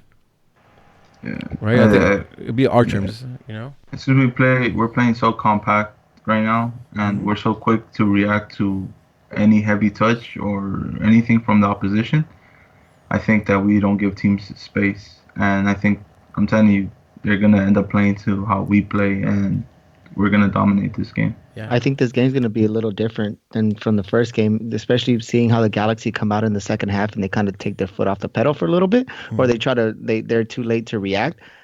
I'm interested to see because I think this is the first team that we've seen twice already, right? Yeah. So I'm interested to see, especially since the first time that we played them, it was a complete dominance on our end, and I'll be curious to see how the Galaxy are reacting to that, especially knowing that the first game that we played was a complete dominance. Mm-hmm. Yeah, look, again, you know what? So let me ask you this: do you think GBS? You think he's going at it game to game, and kind of seeing how what the other team brings, and then kind of adjusting, or you think he has a starter play like, hey, this is what we're gonna do no matter who we're playing against? I So I think think he continues to press high, but I think the tactics change depending on what they have. If it's speed, then I think we stop it before it becomes a problem. If it's something where if the team presses high, which we've seen teams that press high against us, we still kept our composure and we still did what we kept doing. But I think what changes is the players, because if you notice for Philadelphia, we were on Fabian. We didn't really make him do. I know he didn't do much, but we were really on him for that time that he was on there. So I think our overall tactics don't change, but individually, some things might. Like they got two. They did get rid 2 red cards. Yeah, they're gonna. And it's some important players. Yeah, one of them was a double yellow. One of them was a double yellow. It's one of their center. Yeah, the Calvo is the right back, and then Gergen, is that the name? I think it's Gergen or something. Gregus. Sorry. Yeah. He's one of their defensive mids. Both of them are like one of the higher rated players in the field. So I think they're gonna have that's gonna be a big hit on them. And again, if we could just control the midfield, I think we control most of the games. Well, I think we will. I don't think it's gonna be as close as some people think it's gonna be. I mean, look, and this is on me, 100%. I didn't give Houston enough credit. I gave Minnesota too much credit. I think at this point, by what we've seen so far from Minnesota and from our team, the fact that they're missing a few key players, I think our defense could shut down their best players, but their defense can't shut down our best players. I agree. I mean, I've been on here a couple times saying there's nobody can stop Zlatan, period. So, then that's, that's accurate though. All right. Let's see. I don't think predictions. Yeah, I think that's it. So Angel, you had 3-1. Yeah, who's going for you, Angel? No, I'm changing it now. No kidding. No, 3-1. You ain't gonna change it. Who scores? Shit. You know what? I say Shelvik gets one this time around. Okay. Shelvik gets one. I say Jonah gets one, and Zlatan gets one. Who scores a goal for them? On goal, David Bingham. We'll get to that. All right, Marcy, you want to go? Should I go? Who's going? I'll go. I'm going to do 3-0. I'm going to give my defense a little more credit because technically they shouldn't have gotten scored on against Houston either. That should have been a clean sheet too. Hey, who's AC went on third gear right now? Just gone. So, go on, Masa. Go on. I got Zlatan scoring 2. And I got Joe Benny scoring his first. Yeah, that has to come, man. We've been calling that shit. That shit has to come. It's been close. It's been close. Who? Masa? Yeah, I've been calling that. Yeah, Joe Corona, yeah. Who else? Zlatan. Oh, 2 Zlatan. Got it. I'm going to stick to my guns and I'm going to call 2-0 again. I'm going 2-0. You were close. Yeah, I know. I legit think that you got fucked over on this one because that was not a penalty. Thank you. Yeah. Bro, I know we always talk about facts. Yeah. No, we have VAR this time. Yeah, it shouldn't have been. Like what? All right. Who's Sidetrack. I'm gonna say 1 Zlatan. I'm gonna go with Masa. I'm gonna say Joe Benny scores the second.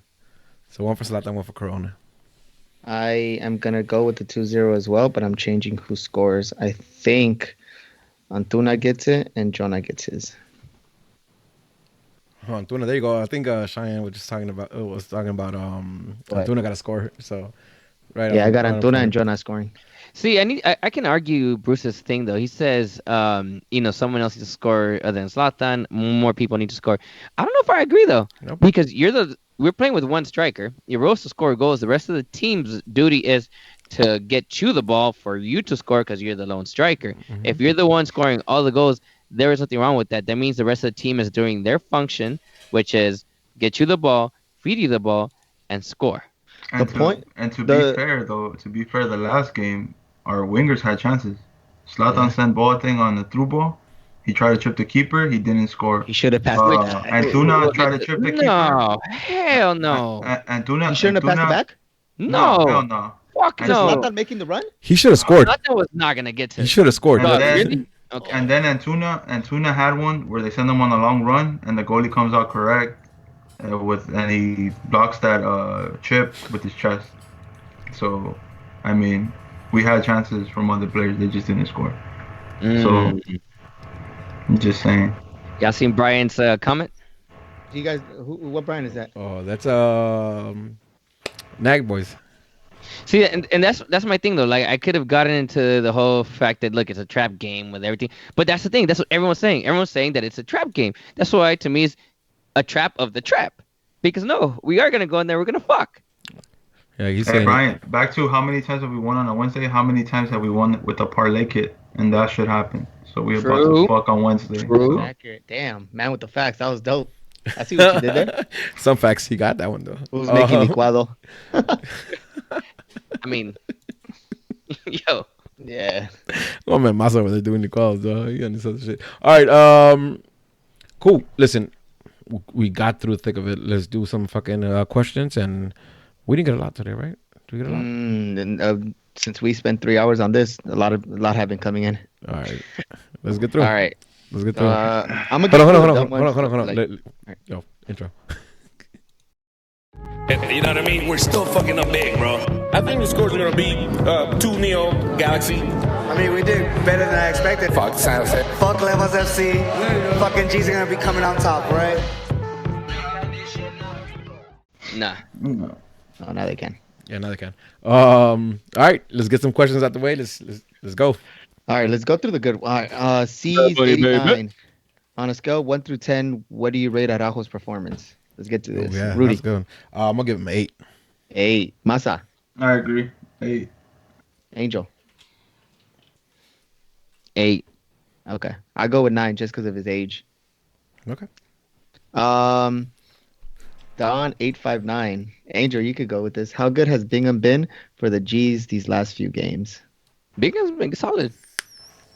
Enough to win games for us? That we say that he's earned this point? To this day, Rudy still hasn't come up with a proper, what do you call it? Criteria. It's based on his criteria. Yep. Is my hot take? Argument, that's fine, but it was a bet. It's different than saying your hot take. It's $5. It's $5. I'll give you $5. What? I'll give you $5. Well, my forfeit don't bet. I'll give you $5. This is my only thing. Rudy says that we won the game because of Bingham. No, at that point we would have been losing. He kept us in the game as a tie. Now has Bingham been solid? Fuck yeah, he's been solid. I ain't gonna hate. I'm happy he's doing great. Let's go. All right. 9 point Bingham. Let's go. All right, for sure. I'll go David Bingham. Insta Carlos, around the same thing with Araujo. Are we impressed with his match on Friday? I think consensus we're all really good. Yep. All right. Acosta 19 LA. With 3 games in 9 days and recent injuries, what players do you guys see coming in and out of the lineup? I think we touched that with our preview. Nobody. They're gonna be listening to Trice, and it's gonna be over. It's gonna be ready. He followed that up with saying, do you guys see GBS going for all 3 points on the road, settling for a draw, given the busy week? I think anytime we want 3 points, we get 3 points.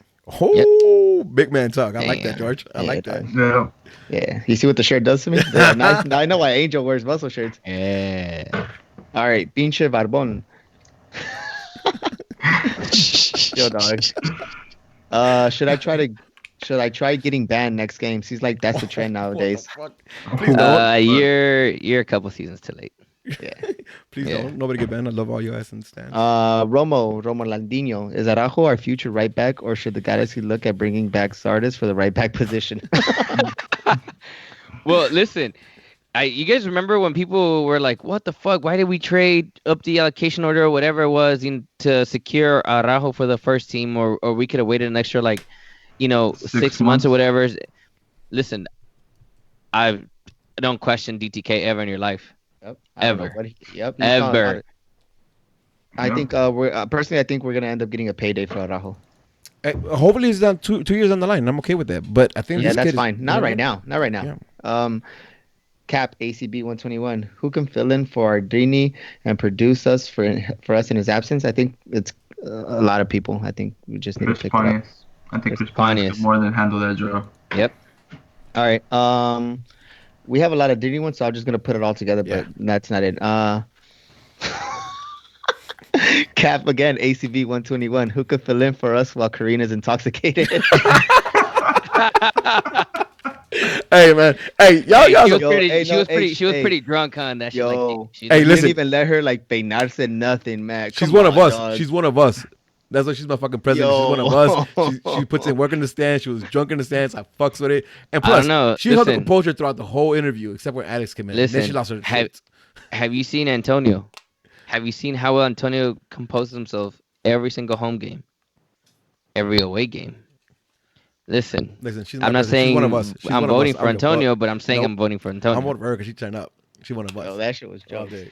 Plus, All day. Antonio made I this still have podcast the drinks after the official. game. Antonio made this shit the official ACB podcast, so it's okay. All right, Brigham Bass.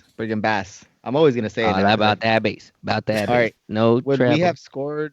Would we have scored goal 2 if Drini was still the man centering the corners? I think we consensus no. We would have lost 2-0. All right. We would've lost on that He continues to counterattack. say that he's been struggling with corner kicks. We agree. Oh, this is a random question, but question on this. La Maravilla 2323. Why was Galaxy Stadium built in Carson instead of downtown LA? Because it's Oh, I know this. Well, no. Go So for it. actually, interesting. I don't know if you guys give a That's shit because about we that, didn't but cry to LA City Hall about a stadium in downtown LA. That's why. well, it's Go not for it, even go- that. go for it. You got Back it. then, so when it happened, so I was fortunate to be around the Liga de Los Angeles and all them back then when the Galaxy was very involved with the league before they had all the issues with all the illegal shit that they were doing and people ending up in jail. But essentially, they were looking for a site where they could build a stadium, but it wasn't be too expensive. That's still gonna be around multiple freeways, so they wouldn't have the same issues that they were having in the Rose Bowl. Because the Rose Bowl, there's 2 ways in, 2 ways out. It takes you 10 hours to get out of the Rose Bowl. So that was one of their things. Again, also something, and this is from what I recall. This was so long ago. Because it was close to everything that's around Orange County, still close to LA, still close to essentially you can get to 91 to everything in an empire. It was going to be a great spot to be in. And back then they didn't have the prime real estate that they were going to have for LA Live, because at that time they were thinking about LA Live. At that point, they had already decided what they were going to do with LA Live and all those parking lots. Yep. So they scouted a few sites, and I remember being in those stomping grounds and being at the day when they did the whole walkthrough. Muchísimo Fuegos was there and all that shit, and it literally was just big ass dirt and a big ass like grass fieldish type of area right there at Dominguez Hills. So that's why they decided to do it there. And soccer wasn't what soccer is today. You know what I mean? Yeah, true. The city would never get behind it, whether it was privately built or not. Like, you know what I mean? Like, it wasn't an attraction that it is today. So, but to be fucking honest though, like, listen, get over it. Like, that stadium is fucking for being one of the first built soccer in 2003. one of the first soccer. Oh yeah, the second one, the second soccer specific stadium. That stadium holds its own. I just kind of did a walkthrough today. I usually don't. I usually kind of get into stands and then go back out. I went all the way around with Anna, so she wanted to see the Beckham statue again. Yo, that south side, like that's different now, and it looks dope. And it's nice. The stores. So I left at halftime to go get my skins for my PS4, right, for my remote. I didn't make it back into ACB until like the 75th minute. I was for you. That's weird. Yeah, like me, like I've never been on that side, and dog, they had sushi. I came back and I brought Lisa sushi. Oh yeah, they had Lisa, yeah, they had Kieran there. I was like, oh hell, yeah, it was Walden. Like Kieran's one of my favorite beers. I was like Walden and all this shit, and like I'm not gonna say this, but if you walk over to the Lars side and you talk to some of the Lars people, they have a hookup somewhere in there. Apparently, I don't know if this is true, and I'm not gonna burn anyone, but it hit me up on the low in the DM, and I got you. But point is, that's just nice over there on the south side. I found the $7 beers. Right. I found the $7 beers finally. You know what I mean? Oh, where's that? All right, well there you go. Since you already threw it out there, bitch. So that was the hookup. It's not a secret. Well, it's not a secret, but they had a little speakeasy like on the backside, and it's like, please. I had no idea though. I found out by talking to them. I didn't know this. Same. They hit me up in a DM. So if anybody wants to hit me up in a DM, because that's how I got it. So yeah. All right. Well, yeah. All right. So, listen, that stadium's still nice. Yeah. So fuck everybody. And they're doing shit to it. Like every year it looks better. So. Shout out to Chargers. Personally, the only thing that I don't like, and like you said, it's 2003. No one ever thought about this. Is the away section? Yeah. There's no bad state. There's no bad seat in there. Listen, away section for people, but an away section back then was unheard of. Yeah. Well, also, like 20, 30 people. Because I know LA Galaxy history listens to us. At least that's what the impression is. If you're able to dig up articles and all this old shit that I don't know how you find all this shit, but if you're able to dig up If he has articles where they anything. talk about how they came up to this site and what were the other sites that were an option, if people are interested, put it out there so people can see how they ended up with Carson. Like Hey, dude, ping I was him. like 9-10 years old back then. Oh, you know what? Ping Yeah, I'll him, send him a ping him, DM. Yeah, you're and right. if he posts up anything, then we'll just share it for Yeah, for I'll shoot, anybody I'll who wants shoot to him. know. I'll shoot him a message. All You're right, right. let's Yeah. do this. LA Galaxy, those news. Who we gonna get when Zlatan leaves? Oh, it's gonna be beautiful. Because I think it's gonna be That's a good Zlatan problem and to have. Alessandrini. You know what I mean? Not a non-DP contract. So I think it's gonna be beautiful. Whoever GBS and DTK decide to bring is gonna be fucking amazing. So yeah, Yep. I fucks with that. All right, none of y'all. That's it. Well, All the right. question is, who do we think we're gonna get? Look, apparently, someone in our group chat had a conversation with someone pretty high up there in the food chain, Oh yeah, and talk about that. all right, go out there and say it. Cristiano Ronaldo was mentioned. Just so you guys are aware, it is a no on Cristiano Ronaldo because he wanted 30 million to come to the Galaxy. 30 fucking million to come to the Galaxy. I don't believe the person that said that. I believe it though. You know what? Like, I that doesn't believe it that doesn't because seem far fetched. You know what I mean? That Yeah. doesn't seem far fetched. Well, and the reason I throw that out there, right, is just because honestly, is whoever you think about, the Galaxy could probably, target that person. Now, the person that said that 100% what George says, I don't know if I believe that fucker, but the reason I bring that up, it's hard to say like what striker do we think? I mean, any striker that you can think of that might want to come to the MLS would automatically probably be a talking point to the Galaxy. So, I mean, think Lewandowski, think whoever the hell you want. Griezmann. Yeah, Listen, no, well, I don't know if he'll come, I but threw out he gets the point. I threw out a Lewandowski because he's been talking about he wants to come to MLS. Yeah, that's what I'm saying. Dog, Like, Lewandowski, like for like with Zlatan. Yep. I'll take that. Dog, and he works harder. He works harder that's than what I'm Zlatan. saying. That's But- what I'm saying. Like any big superstar that you can think of that's a forward that can still produce, it's probably gonna be linked to the Galaxy. So think of whoever that person could be. Yeah, no, for sure. All Listen, right. open. Okay. Sorry. Wilmas 310. I think a team with patience that allows us to go forward and counters with speed will beat us. What are your thoughts? No. Houston. Wait, what? Repeat it, George. I think a team with patience that allows us to go forward and counters with speed will beat us. Houston. Listen, I They think couldn't do shit. so. Here it is, right? Fucking patience. We control the pace. Yep. Our midfield controls the pace. I don't give a fuck who it is. You know what I mean? Both, because when we don't have the ball, we'll get the ball back, and then we do what we want. And when we have the ball, we do what we want. Like I honestly don't. I'm really impressed with the team right now. I'm really Like that's impressed what with we the said midfield. about Minnesota. That's what we said about Houston, and it hasn't happened. They've had their full players when they played us. They've played with their team when they're supposed to be on a streak, and they haven't done that. Yep. All right. Alyssa wants to know where's Janelle's recording. Oh, it's coming up tomorrow. We got two more Street from the Fans interviews So coming by up the time tomorrow. you hear this, you probably will see it already. Yeah. Cheyenne, back line for the next game. Will Rolf be back? Will people start? So Rolf officially, I think Angel said no. Nope. Yeah, Rolf's not. And people, Massa has him starting. I don't have him starting, but I'm interested to see what that is. Okay. Let's go. So Charlie Arevalo sent us a kind of helping himself out from last. Yeah. All right. 2 questions. One's a Drini, one that we'll get to. Okay. So he's backed himself up from last week. He mentioned Wando coming to the Galaxy for a backup to Zlatan. So the reason I asked about would you guys want Wando as a backup to Big Z is because sometimes in sports we get these special occasions in which a rival enemy type of player from a rival team joins your team. Landon, LeBron James. In a way, Landon was that when he joined us in 2005. So with that said, what is one rival player or player from a rival team, current or past, that would be cool or have been cool playing for our G's? Question. Can I is for debunk all that of you. immediately? Go for it. Yes, of course, Angel. First thing, he mentioned LeBron James. LeBron James has not been a Lakers rival. He has not played for a single team that has been a legitimate Lakers rival. He's been everybody's rival though. Okay, but then we can say Rondo. Well, no. Well, okay, and then he mentioned Donovan.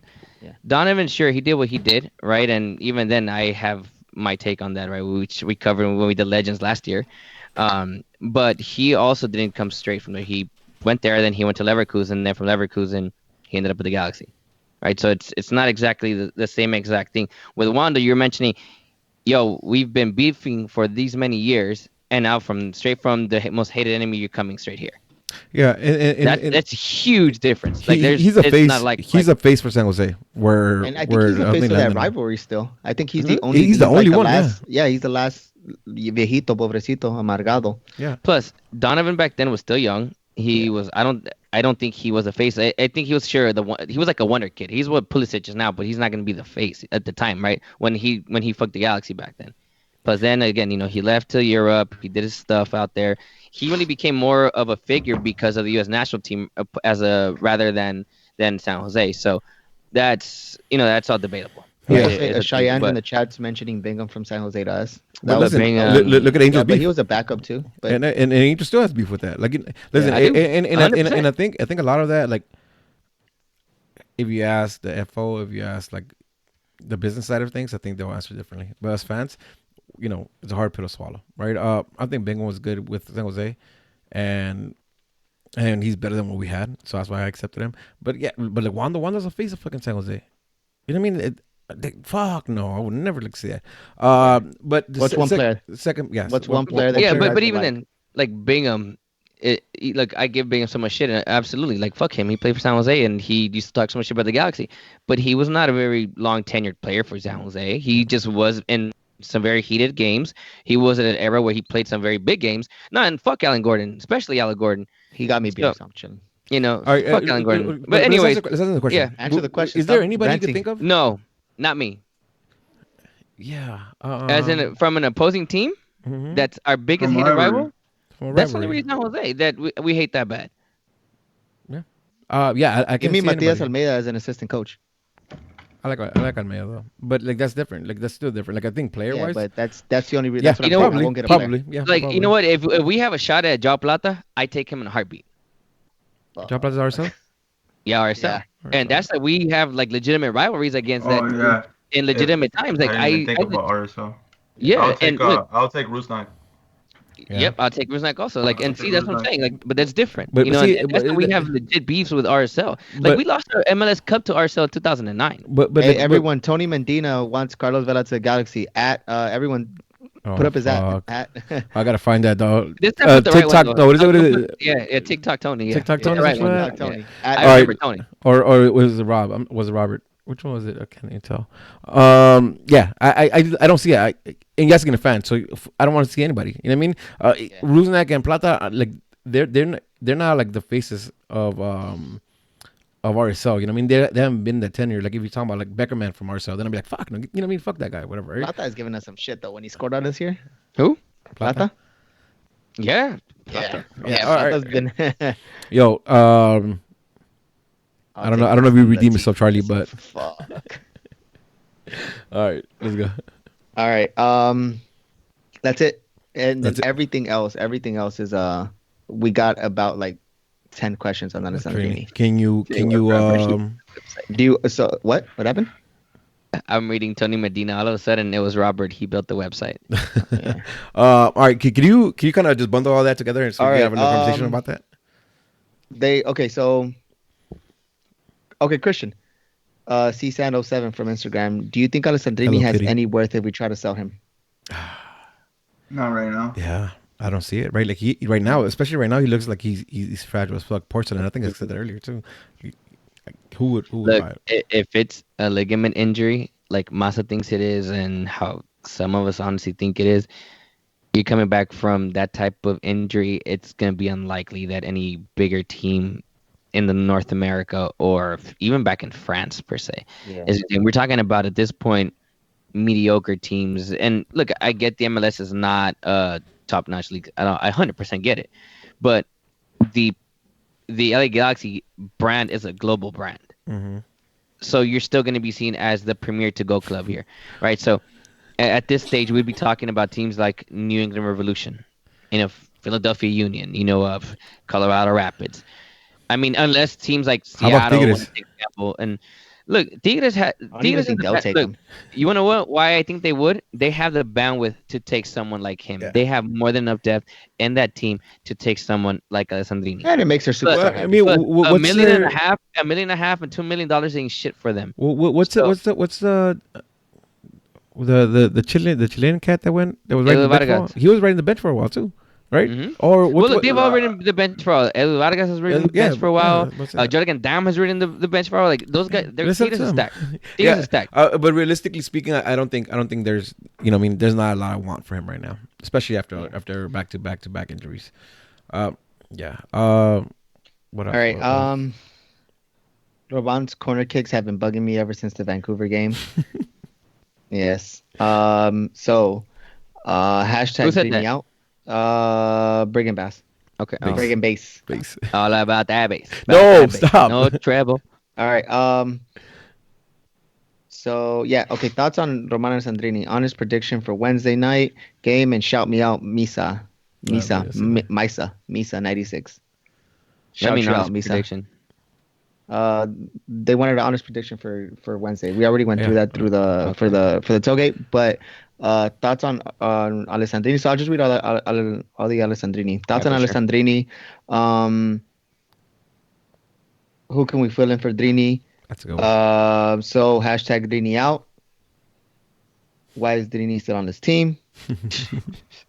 Drini out. Hashtag Drini out. And I got a long thing from Chris Eller. It says, Alessandrini is a good player, but he's a good player around mediocre. He's a good player around mediocre players. That's where he shines.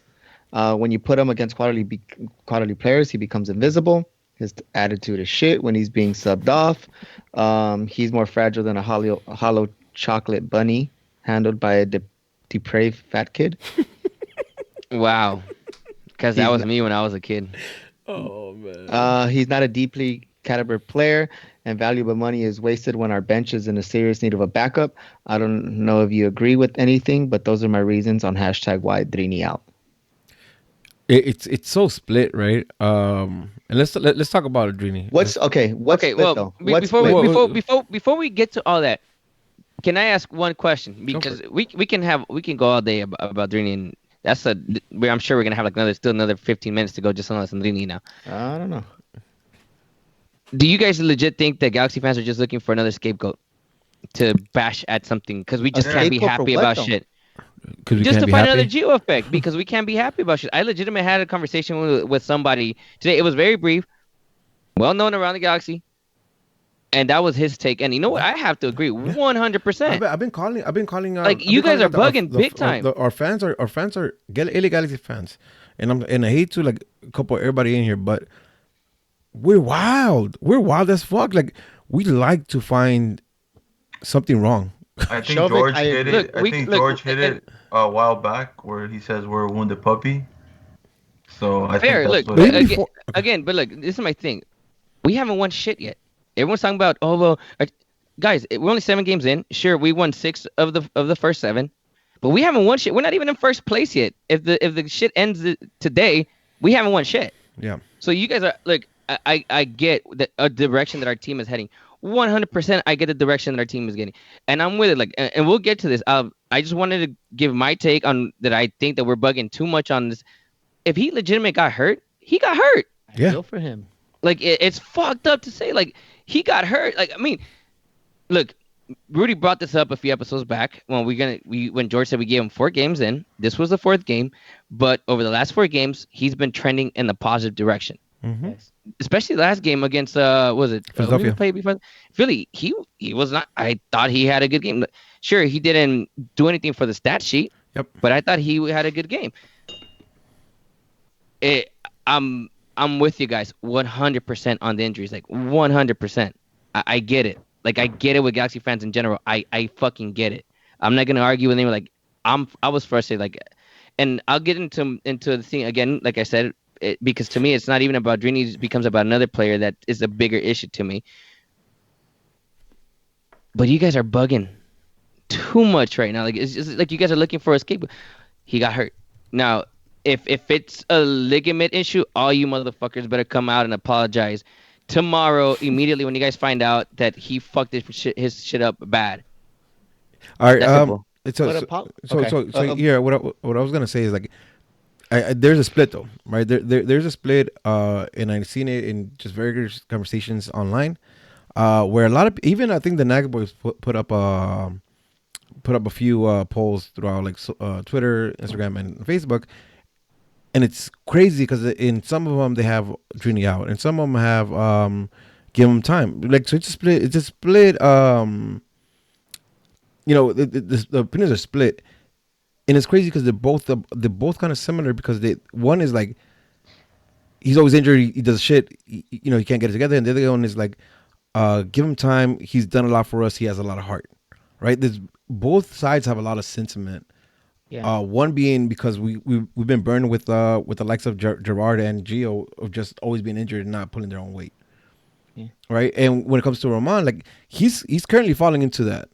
But prior to that, he had been the opposite of that, where he was producing when nobody else was, and that's where the sentiment comes in, right? Because I think that's why I'm always backing up Alessandrini, because I've seen him provide glimpses of hope when the rest of the team is shit, right? But I think that goes back to Chris Seller's thing. When you put him around mediocre players, he's gonna shine.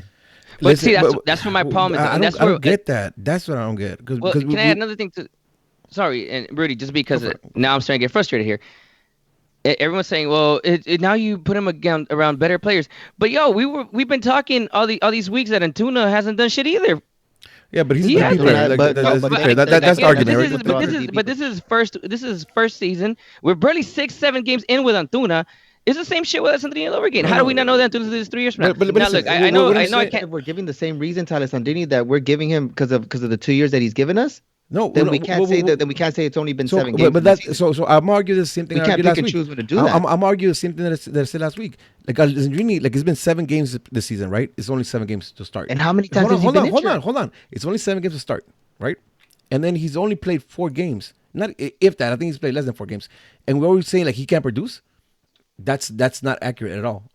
Like now, the injury part, I 100% agree with it. And he's trending towards like Gio and Gerard, who are always injured, didn't produce shit. Right now that I get. But to forget everything else, and to say like he's only good with mediocre players when he's only played 4 games, how is that? How long has he been here? Yeah, and he's been producing ever since.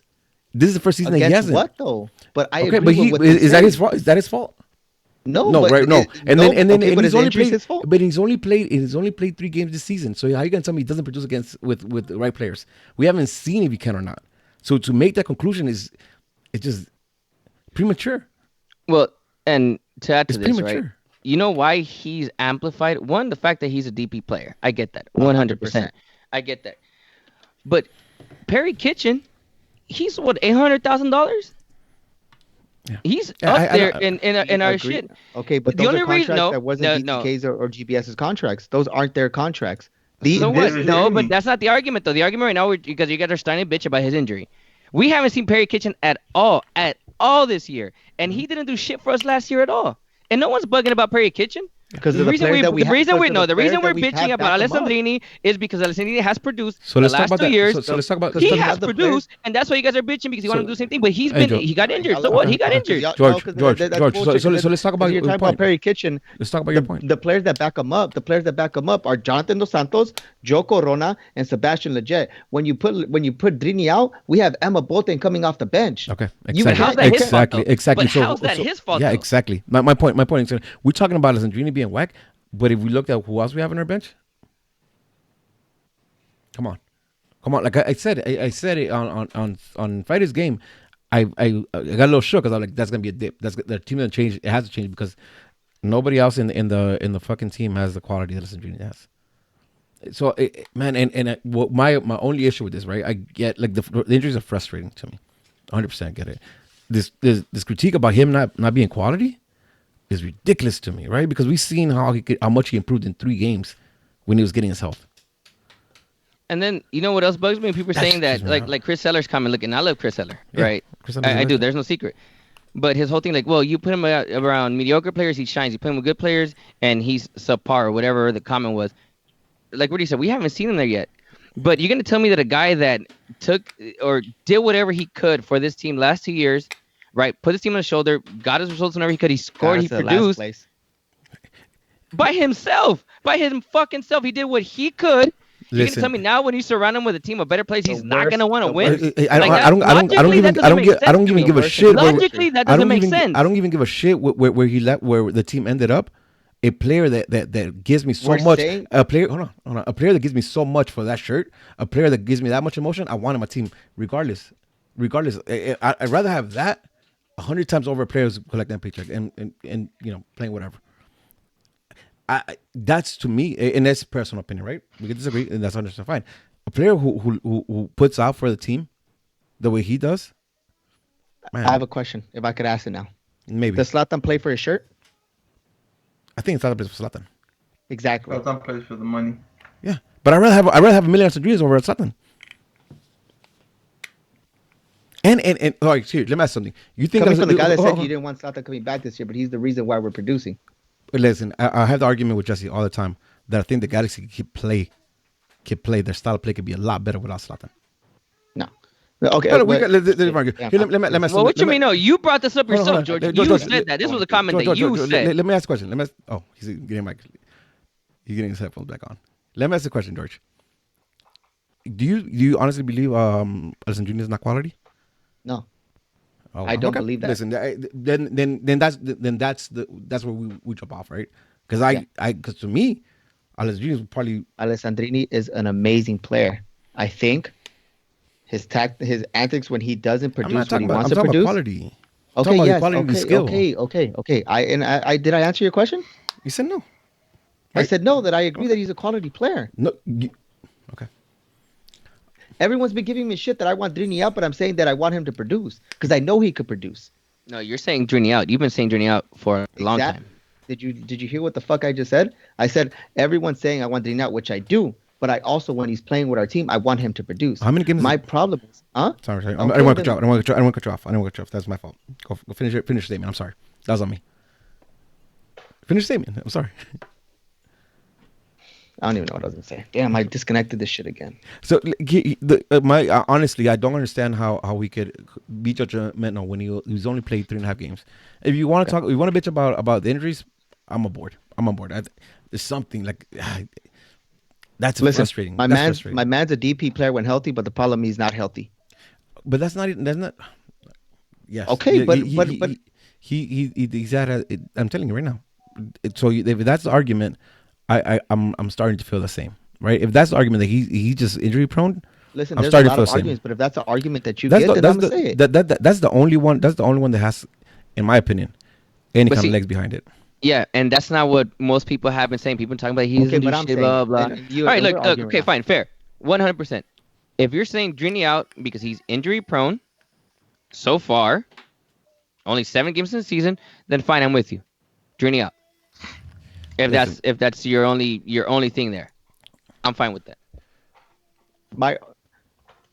I would be able to take him, especially now, if he wasn't a DP player. I don't want to hear about that. I don't want to hear about that. Listen, why not? Because my man for 2 years has been a DP player. Alessandrini is a DP player. For 2 years, he's been a DP player. This year, we're 7 games in. He's played 4 games, and you're saying he's not a DP player? That's premature. He's not a DP player. 1 assist in 4 games too is not terrible. And that's the second assist. Listen, he's not producing to where we expect him to produce for sure, right? But he was just getting his feet back under. Masa, you've been really quiet. I would love for you to say exactly what you told me, and I know you're not going to say it because you got 2 other people here. 100%. I'm not going to say it because I don't agree 100% with what I said. Can I say one thing though? Because I saw someone say Drini has heart, but Zlatan has work ethic. I can't even argue that. Have you seen how lazy Zlatan is on the field? Zlatan plays one position and one position only. He won't do anything else. And he does it right. And he does it right. Like I said, I'm not gonna I'm just saying that statement is not accurate because even Alessandrini has more work ethic than Zlatan does when it comes to actual work ethic. I mean, he's a winger for God's sake. No. Zlatan has work ethic because you can see it in his game. That shit is stupid. Like Zlatan. Everybody on the team has work ethic, dog. You don't make the starting. I don't go work. I don't think. Listen, straight up. Okay. I don't think there's a better player than Zlatan in this league at 37 years old, right? I don't think there's a better player. There's other players that have other qualities that Zlatan does have, but there's not a player like Zlatan in this fucking league. So I don't even want to compare Zlatan to Alessandrini because that's not even a fair comparison. Well, it's not. Because Zlatan is a beast. Zlatan is a different monster. At 37 fucking years old, I'm 34 and everything hurts. How is that motherfucker still doing everything he's doing? You know what I mean? So, let's not even bring Zlatan in this conversation. He does not deserve to be here. Whatever it may be, Zlatan is Zlatan, right? So that being said, but with Genie, it's just so. I honestly, like I said, one I think is just Galaxy fans are the way they are. They are the way they are. But honestly, a lot of the only one that has any credibility right now, and that I've started to feel that way, especially this Friday, was the injury prone thing. That one makes sense to me. Everything else, to me, is premature and it has no legs, and it's just you wanting to bitch. I brought up the injury last year when we played Chivas. It was like the first game, right? Mm-hmm. Yeah. I mean, and what do you do last year? We could always say, well, he's only played this amount of games, but if he gets injured every other game, then we're gonna have that argument until he leaves. Let me ask you a question. Let me ask you a question, right? If let's say this year he's been injured the same way, right? And with the players that we have, he comes in and he gets 10 assists, 9 goals. I think that's his stats last year, or something close to that. If he gets that, is that not good enough? It depends where we're at. If we get 10, but this time we don't have scrubs, right? We have good players. But it depends where it depends. If he's a DP, then I want him there. I want him on the field. If you don't agree, it depends on where we're at. If he has 10 goals, but it wouldn't be on him. It wouldn't be on him, right? Because then you say it's the same thing about Zlatan last year. Yes, it would be on him. So last year was Zlatan last year too? Okay. Come on. Like, listen, that doesn't make sense to me. That doesn't make sense to me. Can I talk?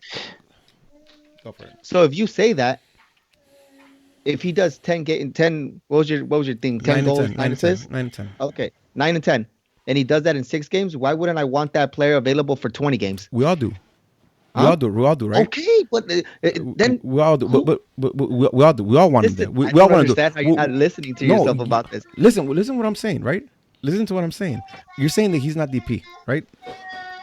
You're saying that he's not DP, and there's also the argument that he's only good with scrubs, right? What I'm saying is, with his injuries, and he still gets 9 and 10, and we have like the rest of the players, because we no longer just have scrubs. We have like a decent team now. I'm saying is not worth his money, and then you say depends on where we end up. But at that point, that doesn't really rely just on him now, right? Because the last 2 years has been only on him. Zlatan a little bit last year. Zlatan last year too, right? But Zlatan was the 10 player last year. But this year we have the 3 DPs. I think in my opinion, 3 solid DPs. So I'm saying he's injured on and off. He still gets 9 assists, 9 goals, 10 assists. And your counter to that is depends on where we stand. It's not on him at that point.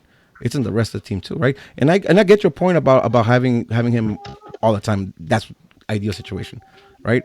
I also acknowledge the fact that I think the only argument that to be had is that fact that he's being injury prone right now, right? So I acknowledge those 2 things. But don't tell me, that it depends on where we end up to see if his money's worth it or not. Because it's the whole team at that point. With a good team now, right? Not a scrub team like we had before. That's what I've been arguing right now. Yeah, I agree with that. If that's the argument, if he comes back and produces, then I think it should be vice versa to when he's the only player on that team and everyone else should be producing. Yeah, right. See, and that I mean that's stating obvious, right? Because if everybody else produced, the last 2 years we wouldn't end up, last place and out of playoffs last year, right? Yeah. So, but that doesn't fall on Alessandrini's shoulders. That's my point. My whole point is it doesn't fall on Alessandrini's shoulders. If he could come back and produce similar to the last 2 seasons, it doesn't fall on Alessandrini's shoulders at that point. And he's well deserving of DP. What I will say though, in some conversation I had with Seller is, I wouldn't bring him back as a DP player. 100%. No. Tam might think about it, but even at that, I don't know if I'll bring him back. I thought about that, and I don't know if I'll bring him back. Now, question: you said Tam. Do you think Alessandrini accepts a Tam? I think he would. I don't think I want him at 10 though. I don't think I want him. You think he would accept a Tam? I think so. I don't think so. You don't think so? I think you're pro. I think you're way too pro Alessandrini, and you're kind of blinded to the fact that you think that he's gonna come back for a Tam. Okay, going back to like the original question, the first question or whatever. Where do you think he goes after this? I think he fucked himself over. So I think he would accept it, but like I said, see, but we're not even halfway through the season. You guys are already saying fucked himself over. Like he. Okay, right. But if it's a ligament, like we all think that it is, how long is he out for? See, but if it could be a rip, it can't be a rip. Sometimes, all right. It's premature. I'm not going to get to the level of injury. I'm going based off it being a torn ligament. That's it. Right. If it's torn ligament, he's out for the season. Yeah, that's it. But then we don't have to worry about it because then then we could out. Yep. And we're gonna say no option. That's it. You're done. Somebody else. Yeah. All right. Can we wrap this up? Is that it? Is that it for questions? Yeah, let's kill this, Well, bro. can I in. bring up my concern now? No, Then? Masa, you haven't said anything. I Everyone said wants to go Drini sleep. in. Everyone wants to sleep. Yeah, Oh, yeah. the fuck, Drini in. I backed up Gio for 5 years, so I'm gonna back up Drini for being hurt right now. What the fuck? That shit is stupid. Well, my problem is what Rudy mentioned earlier, though, right? If with Alessandrini out of the equation, we have a dip on that side when it comes to potential. Look, everyone, I get the Emma thing, 100%. Like he brings spark, he does all that. But what good are you if all you're gonna do is just run up and down and have spark but not be effective? Now, look, I give him credits every time that he does one or two good things per game. Usually he'll have one or two, but then that's it, and then he'll have massive fuck ups like the like this past game. I mean, he had a 1-on-1 with the goalie. Saw that game a beautiful ball. George said he should have passed it back. I don't see why he should have done that. He should have taken a better shot, and he didn't. We see a lot of that from Emma. Bad crosses, can't control the ball, loses the ball, like a lot of things. Like it's not there to me. It is from Chris Pontius, but the reality is that Chris Pontius is a year older than he was last year. And I don't know if we're going to see the same, Chris Pontius that we did last year. I'm hoping we do. I mean, so far the games that he's played, he's been solid. But if you want to talk about injuries, there's another guy with injuries right there. So at this point, if you're talking to me about consistency in terms of the only player that I can rely on right now in that role is Emma Boateng, but Emma Boateng is one-dimensional, and we lose a lot without us needing that role. And that's where my problem is going forward. That we don't. We don't. I am really, really, really shaking for that wing. And as a matter of fact, both wings, because if Antuna or obviously Drini's out, right? He's out right now for whatever. It could be a month, a couple months, 3 months, who knows, right? Or the rest of the season. If something happens to Antuna, God forbid, but let's be realistic here. We're fucked there too. Yeah, Right? and so listen, it goes. I think even furthermore. I mean, that's a valid point. But as I mentioned earlier, like Antuna, Emma, Pontius, they don't bring the same pressure to the opposing defense because of name recognition or because of their talent recognition that Romain does, right? Because even in a shit day, Romain, defense are wary of what he could do because what he was shown. I don't think the other guys bring the same caliber. What is interesting though is it's what the next move is now, right? At least for the Galaxy, because there was talks about bringing in a player who could fill in multiple positions. And I always saw that player being like a cam striker. Now do we look at it different as being a winger cam instead of a cam striker, right? We need to go for a striker because we don't have any backup to a striker. But we don't have any backup for. Yeah, we do. We got Boateng and Chris Pontius. Okay, yeah. We don't have quality backups. Then I'll change. I think Chris Pontius is quality. I mean, we can get creative, right? If we really want to, because then we can toss a Jet into one wing, and then we can figure the other things out with the midfield. Like, look, at this point, I wouldn't even be opposed to trying Jonathan Santos as a cam player. I think just because Legit to me isn't doing shit in that role. I'd rather have Legit be pushed out to the right. Yeah, I'm with George 100 on this one because I ain't seeing shit from Legit. So you're really gonna throw Jonathan at the cam position when Jonathan is a person who connects? I don't want that. Who connects? But Angel said he's not opposed to throwing Jonathan to. Yeah, I'm not opposed to doing it. Doesn't mean I want it though. I'm just saying, look, if GBS, all right. Well, you're the one that's bitching, saying, "Oh, well, then my guys rotate. My guys rotate." They do rotate. Yeah. What am I looking at? What would I want? Shoot, you score the goal. What am I looking at? Score the goal. I don't want to pass. I want you to score the goal. Space right there. Yeah, what am I looking at? Show me. All right, can I ask him, George, on that play? No. Leave it alone. We're good. You speak a lot already. I'm annoyed of your voice. Come on, Masa, talk. What are we talking about? I'm not funky with you. Keep going. You got nothing. Go. ACB plugs. George, you got ACB? Oh, not George. Angel, you got ACB plugs? Yeah. Shit. Damn. Thanks for the reminder. So ACB plugs. we need that. We need a jingle. Yeah. I'm gonna hit up Ben. These are the ACB plugs. Yeah, I'm gonna hit up Ben. And tell him to hit me up with that guy who created the large jingle. Yeah, that's just tight, man. I dig that shit. That's just badass. Well, as you guys are aware, we do have a game on Wednesday. We weren't gonna do several viewing parties, but it turns out that now we are actually. It might be like 8 of them. Yeah. So keep an eye out. We're gonna share that out. But just so you guys are aware, the FO is putting one together at the stadium. Is going to be at the large tailgate. The game starts at 5 p.m. PST. Keep in mind that the biggest reason why we want you guys to come out to the stadium is because right after Galaxy 2 are going to play against RGV. It's like what, Rio Grande Verde or something like that. Yeah, but against RGV at 7:30. It's a Wednesday game, so they have like their wine Wednesdays or whatever they call it. So look, if you guys can make it, I get it. It's Wednesday, hump day. Some people, like, those are the days I usually work late. So I get it. If you can make it though, but because of that, we were still able to get a few viewing parties put together. Shout out to everyone that helped out put those together. Just so you guys are aware, San Fernando Valley is going to have theirs as usual. There's going to be one in the Inland Empire, specifically Rancho Cucamonga. There's going to be one in Torrance. There's going to be one in downtown LA, one in Southgate, and one in San Diego, and obviously the one at the stadium. So, if you're out in Long Beach, you could probably make it out to the stadium since there's not going to be one in Long Beach this week. Good question, Angel. Yeah, go for it. Do we know what TV station's passing it? It's Spectrum, or is it the alternative? Spectrum. Is it alternative or just? So just for future reference, the only way that we'll play on the alternative channel is if the Lakers are playing and there's an overlap with that game. Other than that, though, G's are second to them, I guess. But no, it's going to be on the regular Spectrum channel. Again, game starts at 5 p.m. PST.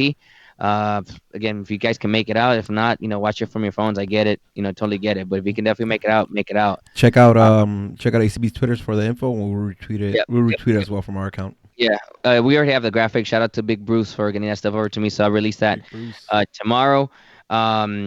So what else am I missing from that? Oh, just a reminder. I mean, I know we're gonna talk about it, but we still have a game on Sunday. Yeah. It's just tough week. So right now we're pushing that viewing party stuff, but expect sometime either Wednesday or Thursday. A reminder, but link should be going down on Friday for the Sunday game against RSL. So if you plan on coming out, head over to the ACB site, get your RSL tickets there, because that's still a game that we have here at home on Sunday. Also, as a reminder, San Jose is out there again. Links to both turnaround and same-day bus is available. Get your tickets from the site. As of right now, there's about 180 headed to New York for the actually might even be closer to 200 now. To the game in May. That's sick. Yep. So that's another thing. And then what else am I missing? I think that might be LAFC tickets.